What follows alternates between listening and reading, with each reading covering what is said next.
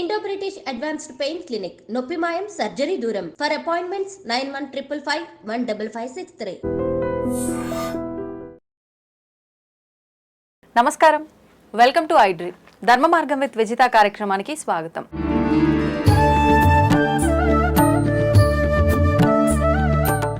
ప్రస్తుతం మనతో పాటు ఉన్నారు శ్రీ మహాకాళి ఉపాసకులు శ్రీ యోగి నరేంద్రానంద స్వామీజీ గారు. ఇప్పుడు వారితో మాట్లాడి మరిన్ని విషయాలు తెలుసుకుందాం.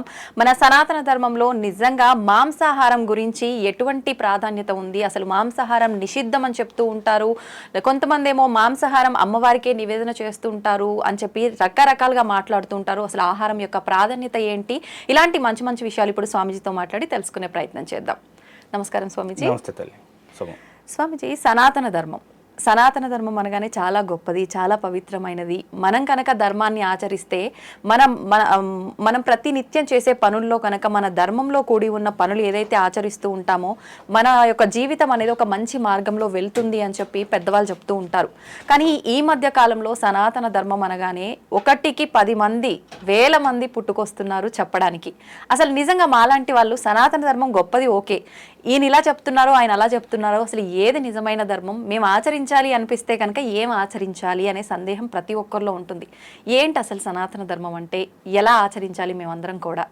శుభం తల్లి, ఒక మనిషి పుట్టిన కాడి నుంచి అంటే జన్మించిన దగ్గర నుంచి మరణించి అతనికి దశదిన కర్మలు చేసేంత వరకు, అతను మరణించిన నాటి నుండి సంవత్సరం పూర్తయి ఆబ్దికాలు జరిపేంత వరకు ప్రతి క్షణం అతని జీవితంలో ప్రతి క్షణం అంటే పుట్టుక దగ్గర నుంచి మరణించిన తర్వాత కూడా ఆత్మ ప్రయాణం ఎలా ఉంటుందని ఖచ్చితమైన ఆధారాలతో తెలియజేసినటువంటి ధర్మం సనాతన ధర్మం. సనాతన ధర్మం అనేదమ్మా మతం కాదు. ఒక మతం అంటే మనిషితో ప్రారంభమై తన యొక్క ఆలోచన విధానాలు అనేవి జనంపై రుద్దబడితే దాన్ని మతం అంటారు. మతం అనేది ఒక మనిషి ద్వారా ప్రారంభమవుతుంది.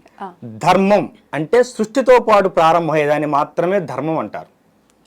సృష్టి ప్రారంభం ఎక్కడైతే ప్రారంభమైందో సృష్టితో పాటు ధర్మం కూడా ప్రారంభమైనది. అది సృష్టి అంతమైనంత వరకు అలాగే ఉంటుంది. చాలామంది అంటుంటారు ఈ మతం పెరిగిపోతుందండి, ఆ మతం పెరిగిపోతుందండి. ఏ మతం ఎక్కడికి పెరగదమ్మా. ఈ లక్షల సంవత్సరాల యుగంలో ఇప్పుడు త్రేతాయుగం, కృతయుగం, త్రేతాయుగం, ద్వాపరయుగం, కలియుగం, ఇక్కడ ప్రతి యుగంలో కూడా ధర్మానికి ఇబ్బంది జరుగుతానే ఉన్నది. మీరు ఈ విషయాన్ని గమనించాలి. తల్లి, ఇప్పుడు కృతయుగం రాముల వారి, త్రేతాయుగం రాముల వారిని తీసుకోండి.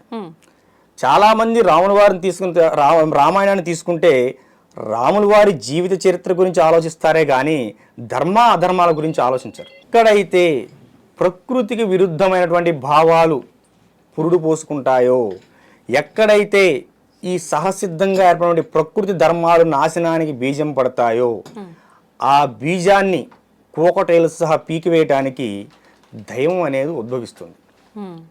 ఇప్పుడు రావణుడు రావణాసురుడుగా మారాడంటే అప్పుడే వాడిని తీసివేసిన అవసరం ఏర్పడింది. ఎందుకంటే వాడు ఆదిదేవుడైనటువంటి శివుడినే ధిక్కరించాడు.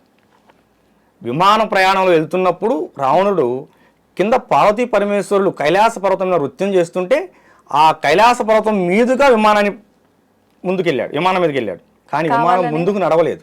తెలిసిన విమానం ముందుకు నడవలేదు. అసలు కైలాస పర్వతం మీదకి ఏ విమానం ఎగరటానికి వీల్లేదు, అది దైవమైనా ఇతరదైనా.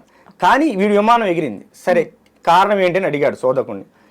కింద పార్వతీ పరమేశ్వరులు నృత్యం చేస్తున్నారయ్యా, ఇది కైలాస పర్వతం, దీన్ని మనం దాటకూడదు అని అంటే రావణుడు వస్తున్నాడని తెలీదా, ఆయనకి ఎంత అహం, నేను వస్తుంటే పక్కగా తప్పుకోద్దా అంటాడు.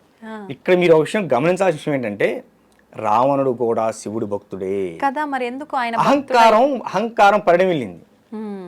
అహంకారం అనేది మనిషి స్థాయిని మించి అహంకారం పెరిగినప్పుడు వాడి పతనం అక్కడే ప్రారంభమవుతుంది. అప్పుడు కదా వాడు దిగి ఈ కైలాస పర్వతాన్ని ఎత్తే ప్రయత్నం చేయటం. శివుడు బొట్టన వేలుతో కైలాసగిరి పర్వతాన్ని తొక్కితే ఈ వాడి యొక్క 20 చేతులు ఏళ్ళు కైలాస పర్వతం కింద వెళ్ళిపోయినాయి. ఎందుకంటే 10 తలలు రావణుడు కదా, 10 తలలు 20 చేతులు అన్ని కూడా కైలాస పర్వతం కింద అండిపోయాయి. తొక్కి పైన నిలబడ్డాడు. వాడి రవం అంటే అరుపుతో ప్రపంచం మొత్తం మొత్తం దద్దరిల్లిపోయింది. ప్రపంచం మొత్తం దద్దరిల్లిపోయింది. హా.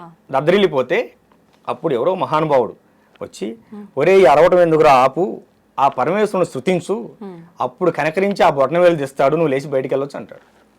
అప్పుడు రావణాసురుడు శివుని స్తుతిస్తాడు. స్తుతించినప్పుడు ఆయన గారు భక్తికి త్రోలడోళ్ళు కదా శివుడు అంటే, కాదు తీస్తాడు. ఆ వాడు పెట్టినటువంటి రవం, దాన్ని అరుపుని రవం అంటారు సంస్కృత భాషలో. వాడు పెట్టిన రవానికి ఈ ప్రకృతి ప్రపంచం మొత్తం చెవులు చిట్లిపోయేలాగా ఆ శబ్దానికి అల్లాడిపోతుంది సంవత్సరం కాలం మొత్తం. కనుక ఒరే నువ్వింత రవం పెట్టి అల్లకొల్లోలం చేశావు గనక నువ్వు నేటి నుంచి రావణుడు రా అని పేరు వచ్చింది వాడికి. అప్పటి నుంచి రావణుడు అని పేరు వచ్చింది. ఓకే, ఈ రావణుడు కాస్త అప్పుడు కూడా శివుడి యొక్క ఆత్మలింగాన్ని తీసుకున్నాడమ్మా. రావణుడు అని తక్కువ కాదు. కానీ వాడిలో ఎప్పుడైతే అసుర భావాలు పెరిగాయో, పరస్త్రీ వ్యామోహం పెరిగిందో, వాడు రావణాసురుడయ్యాడు. రావణ అసురుడయ్యాడు. ఇప్పుడు పరస్త్రీ వ్యామోహం అన్నారు కదా, అంటే మీరు మాట్లాడింది సీతమ్మ గురించేనా? కాదు కాదు, సీతమ్మ లంకలోకి వెళ్ళక ముందే కొన్ని వేల మంది స్త్రీలు ఉన్నారు అక్కడ. రాణివాస స్త్రీలు, రాక్షస స్త్రీలు. వారికి కంటికి ఎవరు నచ్చితే వాళ్ళని తీసుకెళ్లి వడశోకంలో పెట్టుకోవడమే. ఇప్పుడు రావణాసురుడు ఎంతో గొప్ప గొప్ప గ్రంథాలు, శాస్త్రాలు అవపోసన పట్టిన వారిలో హనుమంతుల వారు ఒకరు, రావణుడు ఒకరు అని అంటారు కదా. రావణ బ్రహ్మ, రాబోయే కాలంలో బ్రహ్మ అంటారు కదా. అంత జ్ఞానం ఉంది అనంటే, ఒకరికి చెప్పే స్థాయిలో ఉన్నారు అనంటే, ఆయన అంత మూర్ఖమైన ఆలోచనలు చేసి పరస్త్రీ వ్యామోహంలో ఉండటము ఏంటి? అదంతా అది మూర్ఖం కాదమ్మా, అహం. నేను గొప్ప, నేను తలుచుకుంటే ఏదైనా చేయగలను, కనుక నేను కోరుకుంటే ఏదైనా నా దగ్గరికి రావాలి, నేను శాసనకర్తను కనుక నేను శాసిస్తే ఏదైనా జరగాలి. ఇది మనిషిని పతనానికి దారితీస్తుంది. సో ఇప్పుడు రాములు వారు సీతమ్మను తెచ్చుకోవాలనే లెక్క అయితే హనుమంతుడే తెచ్చును కదా. అవును, హనుమంతుడే తీసుకొద్దును కదా.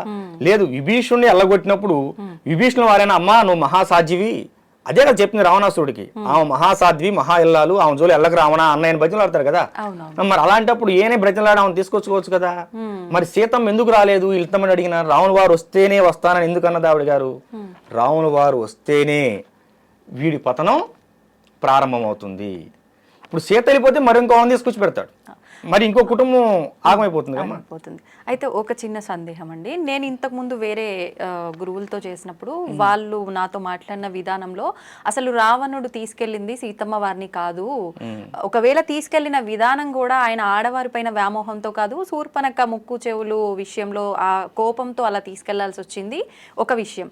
ఇంకొక విషయం, అసలు తీసుకెళ్ళింది సీతమ్మ వారిని కాదు, ఆమె అగ్ని ఏదైతే ఉందో అది దాటి రాలేదు, అక్కడ అగ్నిలో ఉన్న లక్ష్మీ అమ్మవారు కొలువై ఉన్నారు, లక్ష్మీ అమ్మవారిని తీసుకెళ్లారని. ఇదంతా నిజమే అంటారా, లేదంటే ఎవరికి తోచినట్టు వాళ్ళు మాట్లాడటమా? మనకి దేనికైనా అమ్మ ఒక ప్రామాణికత రావాలి. మనం వాల్మీకి రామాయణం గురించి మాట్లాడుకున్నాం. వీళ్ళందరూ సొంత రామాయణాలు ఏది మాట్లాడినా మనకు తెలియదు తల్లి. మేము పారాయణ చేసింది వాల్మీకి రామాయణం, వ్యాస భారతాన్ని చదివాం, వాల్మీకి రామాయణాన్ని చదివాం, మనం దాని గురించి మాట్లాడుకుందాం. అవునండి, ఓకేనా. ఇప్పుడు హనుమంతుడు చూసింది ఎవరిని?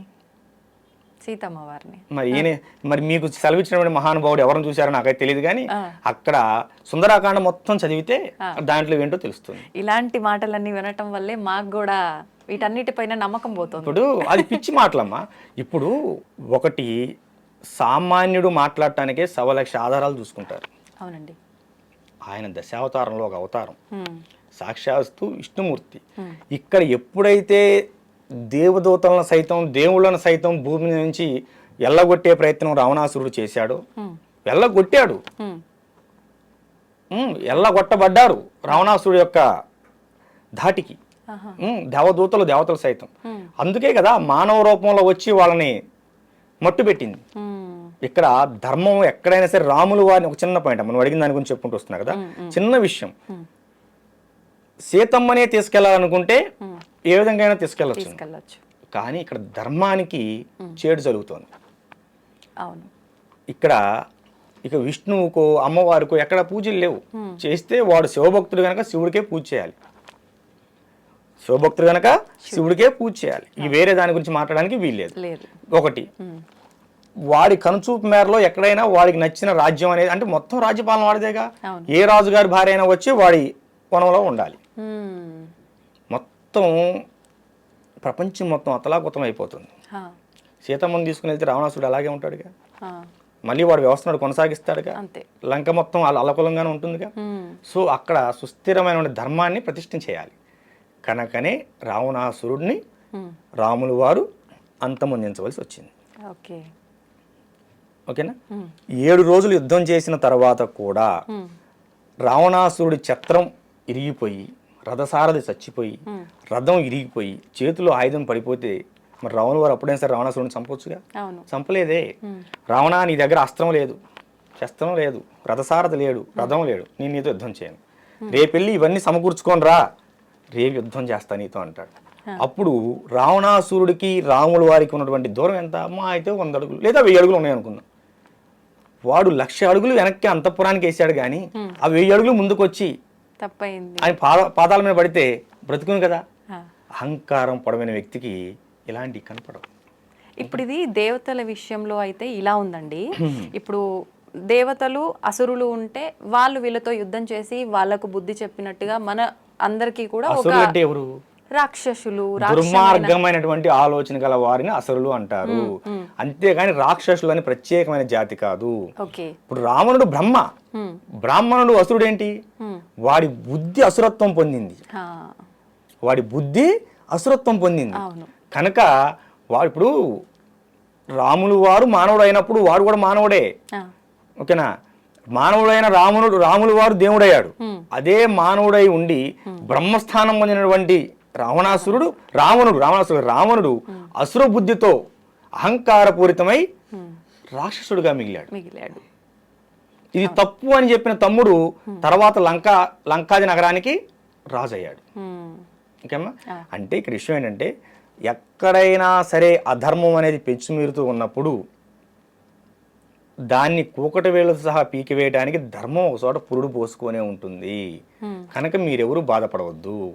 మొన్న ఇరాక్లో తవ్వకాలు తవ్వారు, పురాతన తవ్వకాలు. 30,000 సంవత్సరాల నాటి దేవాలయం బయటపడింది, బంగారపు నాణ్యాలు బయటపడ్డాయి. ఇవన్నీ నేను వార్తలోనే చూసి మీకు చెబుతున్నాను, టీవీ వార్తలోనే వచ్చాయి, బయటపడ్డాయి. ఇరాక్లో అంతకుముందు ఏ ధర్మం ఉన్నట్టు? సనాతన ధర్మమే ప్రడివిలిందిగా, హిందూ ధర్మమే ప్రడివిలిందిగా, మళ్ళీ హిందూ ధర్మమే వస్తుంది. ఈ కొట్లాటలు కొట్టుకొని తిట్టుకొని బాంబులు వేసుకొని అలిసిపోయి అందరూ ఇక చాలు, మనకి ఈ మతాలు వద్దు, మన ధర్మానికి మనం పోదాం, నమస్కారం అంటారు. నిన్నటిదాకా కేరళ అలా ఉన్నది, కేరళ మన ధర్మం వైపు వచ్చిందిగా. అన్నీ వస్తాయి ఇప్పుడు. కానీ వస్తాయని మీరు చెప్తున్నారు, రావచ్చేమో భవిష్యత్తులో. కానీ ఇప్పుడు మాత్రం మత మార్పిడిలు చాలా ఎక్కువగా చూస్తున్నాం కదా. అంటే హిందూ ధర్మంలో ఉన్న వాళ్ళే ఇక్కడ ఏదో జరగట్లేదు అని చెప్పి ఇంకొక మతంలోకి మారటము ఇలాంటివి చూస్తున్నాం కదా. మతం మారటం అనేది అది మనిషి యొక్క దౌర్భాగ్యానికి నిదర్శనం. ఎందుకంటే మనసు అనేది మారకుండా నువ్వు ఎక్కడికి వెళ్ళినా ఏమీ సాధించలేవు. నీ గత జన్మ కర్మలు ఉండొచ్చు, ఈ జన్మలో చేసిన కర్మలు ఉండొచ్చు, లేదా నువ్వు చేసే విధానంలో పొరపాట్లు ఉండొచ్చు. మనసుకి జబ్బు చేస్తే మాలాంటి స్వామీజీలు వైద్యం చేస్తారు. శరీరానికి జబ్బు చేస్తే స్వామీజీ అయినా ఎంబీబీఎస్ దగ్గరకు, ఎండి దగ్గరకు వెళ్ళాలి. దౌర్భాగ్యం నీ మనసులో పెట్టుకుని నువ్వు ఏ మతంలో పోతే ఏమున్నది? ఏమ్మా, కెమెరా ఆఫ్ చేసి ఎన్నిసార్లు ఫోటో తీసిన ఫోటో వస్తుందా? రాదు కదా. ఇది అలాగనే ఇప్పుడు దౌర్భాగ్యం అనేది నీ మనసులో పెట్టుకొని ఒక మంగళవారం ఆంజనేయ స్వామి గుడికి వెళ్ళు, ఒక బుధవారం వినాయకుడి గుడికి వెళ్ళు, శనివారం వెంకటేశ్వర స్వామి గుడికి వెళ్ళు, శుక్రవారం ఆదివారంలో అమ్మవారి గుడికి వెళ్ళు. అసలు ఏ వారంతో మళ్ళీ శివయ్య దగ్గరికి వెళ్ళు. మనం వెళ్ళాం కదా. పండగ రోజు మన హిందువులో ఉన్న దౌర్భాగ్యం ఏంటంటే పండగ రోజు కూడా కొత్త బట్టలు వేసుకొని సినిమాకి వెళ్తాం, అంతే కదా. కానీ మనకు అన్నీ కావాలి. ఇక్కడ హనుమాన్ చాలీసా పారాయణ చేయమా 41 రోజులు. ఏదైనా ఒక సంకల్పం పెట్టుకో, నీ జీవితానికి సంబంధించింది. అది స్వార్థంతో లేనిదై ఉండాలి. నీ భవిష్యత్తు పెరగటానికని కావచ్చు, లేకపోతే నీ పిల్లల కోసమే కావచ్చు, లేదా కుటుంబంలో ఏదైనా నెగిటివ్ ఎనర్జీ ఉండి ఇంట్లో ఊరికి చికాకులు జరుగుతున్నాయి, ఇది గురించి అయినా కావచ్చు. ఉదయాన్నే లేచి ఆడకూతురు అయితే తలస్నానం చేసిన అవసరం లేదు ప్రతిరోజు. ఎందుకంటే ఆమెకున్న కురుల దృష్టి ఇబ్బంది అవుతుంది కనుక ఆడకూతురు అనుకోమా 3 సార్లు పుండరీకాక్ష అని 3 సార్లు తల మీద నీళ్లు చల్లుకొని స్నానం చేయాలి. పురుషుడు అయితే ఖచ్చితంగా తల స్నానం చేయాలి. చేసి కొత్త సాప ఒకటి కొనుక్కొని నెట్టింట్లో సాప వేసుకొని ఓకేనా ఏకవస్త్రం కట్టుకొని పురుషుడు అయితే, స్త్రీ అయితే స్పష్టంగా చీర కట్టుకోవాలి, సాంప్రదాయ వస్త్రాలు కట్టుకొని ఏమో కూర్చొని 5 నుంచి 9 సార్లు హనుమాన్ చాలీసా పారాయణ చేయాలి. ఏ సమయంలో అండి? ఉదయం బ్రహ్మముహూర్తం అంటే 4 నుంచి 6 గంటల మధ్యలో 41 రోజు చేయండి మండలం దీక్ష సమయం. మార్పులు ఎందుకు వస్తాయో, ఎందుకు రావో చూడండి. ఇప్పుడు 41 రోజులు అన్నారు కదా, ఆడవారి నెలసరి సమయంలో 5 రోజులు వదిలేసి మళ్ళీ 41 లెక్కే 5 రోజులు తీసేసి మళ్ళీ 5 రోజులు ఎక్స్ట్రా చేసుకుంటాం. ఓకేనా, 6 రోజుల నుంచి చేయొచ్చు. చేయండి, అసలు 21 రోజు చేయండి, ఆడవాళ్ళని 21 రోజు చేయమనండి. మార్పు కనిపిస్తుందో లేదో, మనసులో తెలియని ప్రశాంతి వస్తుంది, తెలియని హాయి వస్తుంది, ముఖంలో తెలియని ఆకర్షణ వస్తుంది. మనం చెయ్యంగా అంతే. ఆదివారం వస్తే మాంసం తినాలి, పిల్లలకు సెకండ్ సాటర్డే వస్తే సినిమాకి పోవాలి, కానీ మాకు దేవుడు అన్నీ ఇవ్వాలి. ఏమ్మా, కానీ మాకు దేవుడు అన్నీ ఇవ్వాలి. అంటే దేవుడు మనం ఇవన్నీ చేస్తేనే ఇవ్వాలా? నీ ఏకాగ్రత ఉండాలి, ఇవన్నీ చేస్తేనే నువ్వు ఏకాగ్రత అవుతుంది. ఇప్పుడు నేను మనసులో నాకు దేవుడి పైన చాలా భక్తి ఉంది, నేను ప్రదర్శించాల్సిన అవసరం ఏముంది? నా పనులు నేను చేసుకుంటాను యథావిధిగా. దేవుడి పైన నాకు నమ్మకం ఉంది, భక్తి ఉంది, అలా దేవుడు అనుగ్రహించడం. దేవుడికి కూడాను నీ పైన నమ్మకం ఉంది. మరి నువ్వు అయ్యాలి ఇవ్వాలని కోరుకుంటున్నావుగా, నువ్వేం కోరిక లేదు కదా, కోరిక లేని ప్రశాంతంగా బతుకు. నాకే కోరిక లేదు. అంటే ఇప్పుడు ఉన్న లౌకిక ప్రపంచంలో ఖచ్చితంగా ఉండాల్సిందే కదా. లౌకిక ప్రపంచంలో నీ కనీస అవసరాలు ఎలా ఉంటాయో ఈ కలియుగంలో నామస్మరణ అంత ఉత్తమమైనది. నువ్వు నిత్యం నామస్మరణ చేస్తూ ఉండు, ఫలితం వస్తుందో రాదో, ఖచ్చితంగా వస్తుంది. శ్రీకృష్ణుడు వారు ఏమన్నారంటే, నా పేరు మీద 10 రూపాయలు దానం చెయ్యి, నీకు 100 రూపాయలు ఇస్తా అన్నాడు. నా గురించి 10 మందిలో చెప్పు, నీ గురించి దేవలోకంలో చెప్తా అన్నాడు. నా యొక్క నామాన్ని, కృష్ణ కృష్ణ అనే నా నామాన్ని నిత్యం నువ్వు పలుకుతూ ఉండు, నీతోనే ఉంటానయా అన్నాడు. అవునా, నువ్వు నిత్యం నామస్మరణ చేయి, భగవంతుడు నీతోనే ఉంటాడు. శ్రీమాత్రే నమః అనే అమ్మవారి యొక్క మంత్రాన్ని రోజుకు 108 సార్లు మనసులో అనుకుంటూ ఉండు. నువ్వు వంట చేస్తూ ఉండు, వంట చేస్తూ అనుకుంటూ ఉండు. 90 రోజులు నీ భర్త ఎలాంటి వాడైనా సరే నీ కుటుంబం సఖీపడుతుంది. ఇప్పుడు అంటే నామస్మరణ చేయడం వల్ల, మంత్రం చెప్పడం వల్ల ఇంత ఫలితం ఉంటుంది. కానీ ప్రతి ఒక్కరికి తలరాత ఒకటి ఉంటుంది. భగవంతుడు మనం తల్లి గర్భంలో పడగానే అంత రాసేస్తాడు అని అంటుంటారు కదా, దాన్ని తప్పించుకునేది కూడా ఎవరికి సాధ్యపడదు అంటారు. మరి నామస్మరణ వల్ల మార్పులు ఎలా వస్తాయంటారు? కర్మ దోషాలు ఖచ్చితంగా తొలగిపోతాయి, రుణానుబంధానికి సంబంధించిన దోషాలు ఖచ్చితంగా తొలగిపోతాయి. నామస్మరణ. శబరి రామ రామ రామ అనుకుంటే అడవిలో ఉంది. రాముల వారు అంతా కూడా అరణ్యవాసం వచ్చి శబరి దగ్గరకు వచ్చాడు. శబరిగా అయోధ్య రాలేదు, రావణ వారే నడుచుకుంటూ శబరి దగ్గరకు వచ్చాడు. ఏం జరగలేదా? యశోదమ్మ శ్రీకృష్ణుడు కనలేదుగా. కానీ అప్పుడు ధర్మం 3 పాదాల పైన, పాపము ఇదంతా ఒక పాదం పైన. ఇప్పుడు చూస్తే అంత రివర్స్ లో ఉంది కదా. ఇప్పుడు అప్పుడు 108 మంత్రజపం చేస్తే సిద్ధి అయ్యేది. ఇప్పుడు 1,00,000 కాదు 10 లక్షలు చేయాలి. ఓకేనా, ఇప్పుడు కష్టం ఎక్కువ పడాలి. అప్పుడు 10 సార్లు కృష్ణ అంటే 11 సార్లు అమ్మ అనేవాడు. కానీ ఇప్పుడు నువ్వు అనిత్యం నామస్మరణ చేస్తే ఏదో సందర్భంలో భగవంతుడు, ఇప్పుడు సద్గురువులు ఉంటారు, గురువులు ఉంటారు, నిత్యం మనకి మాస్టర్స్ అంటారు. సిద్ధ గురువుల సంచారం జరుగుతూనే ఉంటుంది. ఇక్కడ నేను మాట్లాడుతున్నాను, ఇక్కడ నా గురుదేవులు నా పక్కనే ఉండొచ్చు. నాకు 2 గురువులు. నా గురుదేవుడు యోగి పూర్ణచంద్ర మహారాజు వారు మొదటి గురువు. ఈ శిలను శిల్పంగా చెక్కింది ఆయన గారే. ఈ శిలను శిల్పంగా చెక్కి ఒక దారిలో పెట్టింది ఆయన గారే. 2018లో మా గురుదేవులు లలితా అమ్మవారిలో ఐక్యమయ్యారు. మా గురుదేవులు లలితా ఉపాసకులు, గొప్ప లలితా ఉపాసకులు. అస్సలు బయట ప్రపంచంలోకి ఎప్పుడూ వచ్చేవాడు కాదు, అసలు ఎవరికి తెలియదు. 108 ప్రతిష్టలు చేశారు ఒకే చోట, ఒకే ప్రాంగణంలో 108 దేవతామూర్తులను ప్రతిష్ఠ చేశారు. ఏ దేవతలు? అందరూ మన ధర్మ యాక్సెప్ట్ ఒక సాయిబాబా అని తప్ప. ఏ సాయిబాబా దేవుడు కాదు, గురువు దేవుడు కాదు, గురువు ఏమ్మా దేవుడు కాదు. మళ్ళీ చెప్పానా, సాయిబాబా గురువు. కానీ సాయిబాబా దేవుడు అని నమ్మే భక్తులకు నమ్మినంత అవుతోంది కదా అమ్మా. నామస్మరణ గురువుని నమ్ముకుంటే దేవుని నమ్ముకున్నట్టే. కాకపోతే గురువుని దేవుని చేయకూడదు. దేవుడు దేవుడే. మనకు చాలా మంది దేవుళ్ళు ఉన్నారు, మనకు చాలా మంది గురువులు ఉన్నారు. రామకృష్ణ పరమహంస, త్రైలింగ స్వామి, లాహిరి మహాశయ ఏమా, ఇప్పుడు సివిఆర్ రావు గారు, ఇప్పుడు ఎంతమంది గురువులు ఉన్నారు మనకి. సిద్ధయోగులు, పూర్ణులు, యోగులు, మహర్షులు ఎంతమంది ఉన్నారు. ఇప్పటికీ హిమాలయాల్లో మన యోగులు సంచరిస్తూనే ఉన్నారు. ఇప్పుడు ఏమైందంటే సినిమా ప్రపంచం, ఎవరిని చూపిస్తే వాళ్ళే దేవుడు. మీరు నన్ను పట్టుకురాలా, ఎక్కడ ఉన్నాను అట్లా. కనుక ఇది కాదు, మనం వాస్తవగతిలో జీవిద్దాం, వాస్తవంగా మాట్లాడుకుందాం. ఏ తల్లి అది విషయం. ఇప్పుడు గురువులు అన్నారు కదా, గురువులు, ఋషులు, యోగులు, సిద్ధ యోగులు అన్నారు, గురువులు, జగద్గురువులు అన్నారు. ఏంటండి వీళ్ళందరి మధ్య వ్యత్యాసం ఏంటి? అసలు ఎవరు ఏ రకంగా సమాజానికి ఉపయోగపడతారు? పుస్తకాల్లో చూసి పాఠాలు చెప్పేవాడు ఉపాధ్యాయుడు, వాచక గురువు. మనకి పని బాట నేర్పేవాడు సూచక గురువు. ఒక ఆశ్రమానికి వెళ్ళినప్పుడు ఎలా ఉండాలి అని ఆశ్రమ నియమాలు నిర్ణయాలు చెప్పేవాడు బోధక గురువు. ఓకేనా? ఇప్పుడు మాలాంటి వాళ్ళని తయారు చేసేవాళ్ళు సిద్ధ గురువులు. ఓకేనమ్మా? జగద్గురువులు ఇందాక చెప్పాను మీకు. ఎవరైతే తన పరివారంతో వస్తూ ఉన్నారో వారిని చూసి గురువులు సైతం లేచి, తన శిష్యులతో సైతం లేచి నిలబడి ప్రణమిల్లుతారో వారు జగద్గురువులు. వారు ఆది శంకరాచార్యుల వారు స్థాపించినటువంటి చతుర్మాయ పీఠాధిపతులు మాత్రమే జగద్గురువులు. ఇంకెవ్వరూ జగద్గురువులు కాదు. ఎవరైనా పెట్టుకుంటే అది పేరు వాళ్ళు బిరుదుకై వాళ్ళు పెట్టుకున్నట్లే కానీ మేము ఎవరూ అంగీకరించాం. జగద్గురువులు అంటే ఆది శంకరాచార్యుల వారి పరంపర మాత్రమే జగద్గురువులు. ఇంకొకళ్ళు ఉంటారు నిషిద్ధ గురువు. వాళ్ళు గురువులే, కాకపోతే మనుషుల్ని ఎలా హింస పెట్టాలి, మనుషుల్ని ఎలా చంపాలి, ఏ మనిషికి ఎలా పెడితే వాడి జీవితం ఆగిపోతుంది, ఏ మొక్కని ఎలా అంటే పూసే కాసే చెట్టుని ఎలా పడగొట్టాలి అంటే క్షుద్ర ప్రయోగాలు అంటారు. ఇలాంటి దిక్కుమాలిన విషయాలు నేర్పే వాళ్ళని వాళ్ళు గురువులే, వాళ్ళని మనం గౌరవించాలి. కానీ నిషిద్ధ గురువులు వాళ్ళు అంటే వాళ్ళ దగ్గర విద్య నేర్చుకోకూడదు. విద్య నేర్చుకుంటే ఏమవుతుంది? ఒక రౌడీ దగ్గరికి వెళ్ళామనుకోమ్మా, వాడు మనిషిని ఎలా చంపాలి, ఎలా పెరియాలో నేర్పుతాడు. దానివల్ల సమాజానికి ఉపయోగం ఏంటి?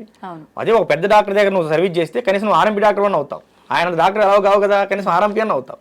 అంటే కడుపులు నొప్పి వచ్చిన టాబ్లెట్ ఇస్తావు, జ్వరం వచ్చిన ఇంజక్షన్ చేస్తావు. అంతేకాని జనాన్ని చంపవు కదా. అందుకని నిషిద్ధ గురువుల దగ్గరికి ఎప్పుడు వెళ్ళకూడదు. వాళ్ళు క్షుద్ర ప్రయోగాలు చేసేటువంటి వాళ్ళు అవే నేర్పుతారు. ఉన్నాయా ఈ క్షుద్ర పూజలు? ఖచ్చితంగా ఉన్నాయి.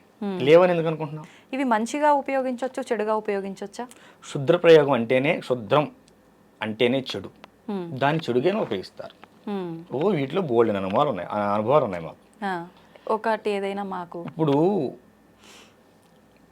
జస్ట్ ఒక 4 నెలలే అవుతుంది మనకి తెలంగాణ బోర్డర్లోనే జగ్గేపేట దగ్గర ఒక కుటుంబానికి వాళ్ళు బాగా ఆస్తిపరులు, అన్నీ పోయినాయి.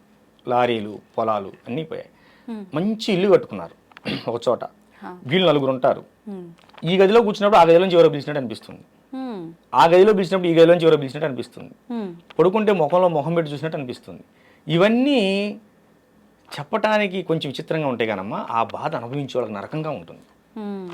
ఆ బాధ అనుభవించే వాళ్ళకి నరకంగా ఉంటుంది, నరకప్రాయంగా ఉంటుంది. భోజనం వండుకుంటారు, చప్పగా అయిపోతుంది. నైటు ఎవరో తలుపు కొట్టినట్టు ఉంటుంది, బయటకు చూస్తే ఎవరు ఉండరు. వాళ్ళు అటు తిరిగి ఇటు తిరిగి ఎప్పటికో మా బోటుల దగ్గరికి వస్తారు. అందుకంటే కాషాయం కట్టుకున్న వాళ్ళందరూ కూడాను స్వచ్ఛమైన గురువులు కాదు కమ్మ, మనం అది కూడా చెప్పాలి. ఓకేనా? కనుక ఈ ఆటుపోట్లు తిని ఉన్న డబ్బులన్నీ పోగొట్టుకొని ఆ ఐశ్వర్యం ఆరోగ్యం రెండూ పోగొట్టుకున్న తర్వాతే మాలాంటి వాళ్ళ దగ్గరికి వస్తారు. దాన్ని చండక్రియ అంటారు, చండా ప్రయోగం, చండ ప్రయోగం అంటారు. అంటే ప్రయోగాల్లో ఇది ఒక ప్రయోగం పేరా ఏంటి అసలు? ప్రేతోన్మాదం, భూతోన్మాదం, రక్తబేతాళం, చండ ప్రయోగం, ఇట్లా 108 రకాల ప్రయోగాలు ఉంటాయి. వాక్ స్తంభన, బుద్ధి స్తంభన, క్రియాస్తంభన, కట్టేయటం. ఇప్పుడు రక్తబేతాళం చేస్తే వాడి రక్తం తగ్గిపోతూ ఉంటుంది. ఏ హాస్పిటల్కి వెళ్ళినా టెస్టులు ఏమీ రాదు, కానీ రక్తం ఉండదు, పాలిపోతూ ఉంటారు. క్షుద్ర ప్రయోగం వల్ల జరిగే ముఖ్యమైన విషయం ఏంటంటమ్మా, ఐశ్వర్యం ఆరోగ్యం రెండు దెబ్బతింటాయి. ఎందుకంటే ముందు ఆరోగ్యం దెబ్బతింటుంది. దీనికోసం మనం యాక్చువల్గా హాస్పిటల్కి వెళ్తాం కమ్మా, హాస్పిటల్ చుట్టూ తిరుగుతాం. ఏ హాస్పిటల్కి వెళ్ళినా 3 రోజులు మాత్రమే బాగుంటుంది, 4 రోజులు మళ్ళీ మరొక వస్తుంది. డాక్టర్ గారు బాగా చూడలేదు అనుకుంటారు, కానీ ఇక్కడ ఇంకేదో ఉందనుకోరు. డాక్టర్ గారు ఎందుకు బాగా చూడరమ్మా? అందులో ఇవాళ రేపు అన్ని మూఢనమ్మకాలు అనే భావనలో ఉన్నారు కాబట్టి వెళ్ళిపోతారు. కానీ మూఢనమ్మకం కాదమ్మా, ఖచ్చితమైన నమ్మకం. కర్ణాటకలో ఇప్పుడు కూడా చేతబడుల మీద కేసులు కట్టే సెక్షన్లు ఉన్నాయి, మనం నిరూపించుకోవచ్చు. కానీ మన దగ్గర ఆ సెక్షన్ లేవు. అవి వస్తే బాగుంటుంది ఇప్పుడు కూడా. ఎందుకంటే ఇప్పుడు కూడా మనం చాలా చోట చూస్తుంటాం, మీరు చూడండి, మనుషులు బొమ్మలేసి ముగ్గులేసి వేస్తూ ఉంటారు, నిమ్మకాయలు పెడుతుంటారు. అలానే ఉంటున్నాయా విధానాలన్నీ ఈ చేతబడులకు సంబంధించినవి? కొన్ని అలా ఉంటాయి. శ్మశానంలో ఇంత బూడితో చేయొచ్చు. ఓకేనా? ఇప్పుడు శ్మశాన కాళి త్రైలింగ స్వామి వారు చేశారు. మరి ఆయన గారు మహా గొప్ప యోగి అయ్యారు, 300 సంవత్సరాలు బతికారు కాశీలో. కాశీలో జల సమాధి అయ్యారు, కానీ సమాధి కాల, వెళ్తూ వెళ్తూ మాయమైపోయాడు పెట్టిలో. అందరు చూస్తుండగానే అవి శాసనాలు ఉన్నాయి, బ్రిటిషర్లు రికార్డ్ చేశారు. వాళ్ళు మళ్ళీ రావాలనుకుంటే వచ్చే అవకాశం వచ్చేస్తారు కదా, వస్తారు. మేము కాశీ వెళ్ళినప్పుడు వారి క్షేత్రానికి ఆ యొక్క ఆశ్రమానికి వెళ్ళలేకపోయాం. అప్పుడు బాగా వర్షాలు, ఎటు వెళ్ళలేని పరిస్థితి, అది దర్శనం చేసుకోలేకపోయాం. కాశీలో కూడా మేము చాలా చోట్ల మేము ధ్యానం చేసుకోవడం జరిగింది. ఈ క్షుద్ర ప్రయోగాలు అనేవి ఉన్నాయి నాన్న. ఇప్పుడు సీరియల్లో మీరు అన్నట్టుగా సీరియల్లో చూపించినట్టు వాళ్ళ వస్త్రాలు, వాళ్ళ గోర్లు, వాళ్ళకి సంబంధించిన ఏదో ఒకటి తీసుకొని దాని ద్వారా చేస్తారని చెప్పి అంటుంటారు కదా, అలానే ఉంటుందండి? అంటే ఒక మనిషికి ప్రయోగం చేయాలనుకున్నప్పుడు ఏమ్మా ఖచ్చితంగా ఆ మనిషికి సంబంధించిన ఏదో వస్తువుని సేకరిస్తారు. కనీసం అరికాలు కింద మట్టినైనా వాడు నడిచి వెళ్ళిన తర్వాత ఆ మట్టినైనా సేకరించే ప్రయత్నం చేస్తారు. ఇవేమీ స్వీకరించకుండా కూడా ప్రయోగం చేయగల సమర్థులు ఉన్నారు, దుర్మార్గులు ఉన్నారు. ఇవి సేకరించి చేసేవాళ్ళు కూడా ఉన్నారు. కానీ ఖచ్చితంగా వస్త్రం అనే మన వస్తువు ఏదైనా కావచ్చు, మీరు అన్నట్టు గోర్లు కావచ్చు, జుట్టు కావచ్చు, ఏదైనా కావచ్చు, వారికి లభిస్తే 100కి 100 పాలు సక్సెస్ఫుల్గా చేయగలుగుతారు. కనుక కొంచెం మనం ఇవి ఉన్నాయి నాన్న, ఖచ్చితంగా క్షుద్ర ప్రయోగాలు ఉన్నాయి, 100కి 100% ఉన్నాయి. మీరు నమ్మినా నమ్మకపోయినా ఇది వాస్తవం. ఇప్పుడు ఎవరిపైనో ప్రయోగం జరిగింది అంటే వాళ్ళు నానా రకాలుగా ఇబ్బంది పడతారు, ఆఖరికి ప్రాణాలు కూడా కోల్పోతారు. చేసిన వాళ్ళకి ఏంటి ఉపయోగం అసలు దీనివల్ల? మానసిక ఉన్మాదులు అమ్మ వాళ్ళు. ఒక పిచ్చి కుక్క ఉన్నది, అది రోడ్డును పరిగెడుతూ మనిషిని కరుస్తుంది, గేదెను కరుస్తుంది, ఆ లైన్లో వెళ్తుంటే మేకను కరుస్తుంది, తన జాతిది అయినా సరే కుక్కను కూడా కరుస్తుంది. ఎందువల్ల అది అప్పుడు వరకు మన ఇంట్లో పెంచుకున్న కుక్కే, అది మనం భోజనం పెట్టాం, దానికి ఉన్మాదం వచ్చింది, పిచ్చని ఉన్మాదం. ఈ క్షుద్ర పూజను క్షుద్ర ఉపాసన చేసే వాళ్ళకు కూడాను వాళ్ళు ఉన్మాదులమ్మ. ఒక ఉన్మాదం వస్తుంది, ఎదుటవాడిని బాధ పెట్టి ఆహా మనం ఇది చేసాం, వాడు ఇబ్బంది పడుతున్నాడు కానీ పైశాచిక ఆనందం పొందుతారు. కానీ వాళ్ళ వంశం నాశనం అవుతుందమ్మ. క్షుద్ర ప్రయోగాలు చేసిన వాళ్ళ వంశం నాశనం అవుతుంది. మొన్న విధురేంద్ర శేఖర్ భారతీ స్వామి వారు సెలవిచ్చారు దీనిపైన. ఖచ్చితంగా చాలా ప్రమాదం. కాకపోతే ఏమిటంటే వాళ్ళు చేసే ప్రయోగాలకి కొత్తగా దాన్ని ఎలా మనం రెమెడీ చేయాలనేది మేము మళ్ళీ తయారు కావాల్సి వస్తుంది.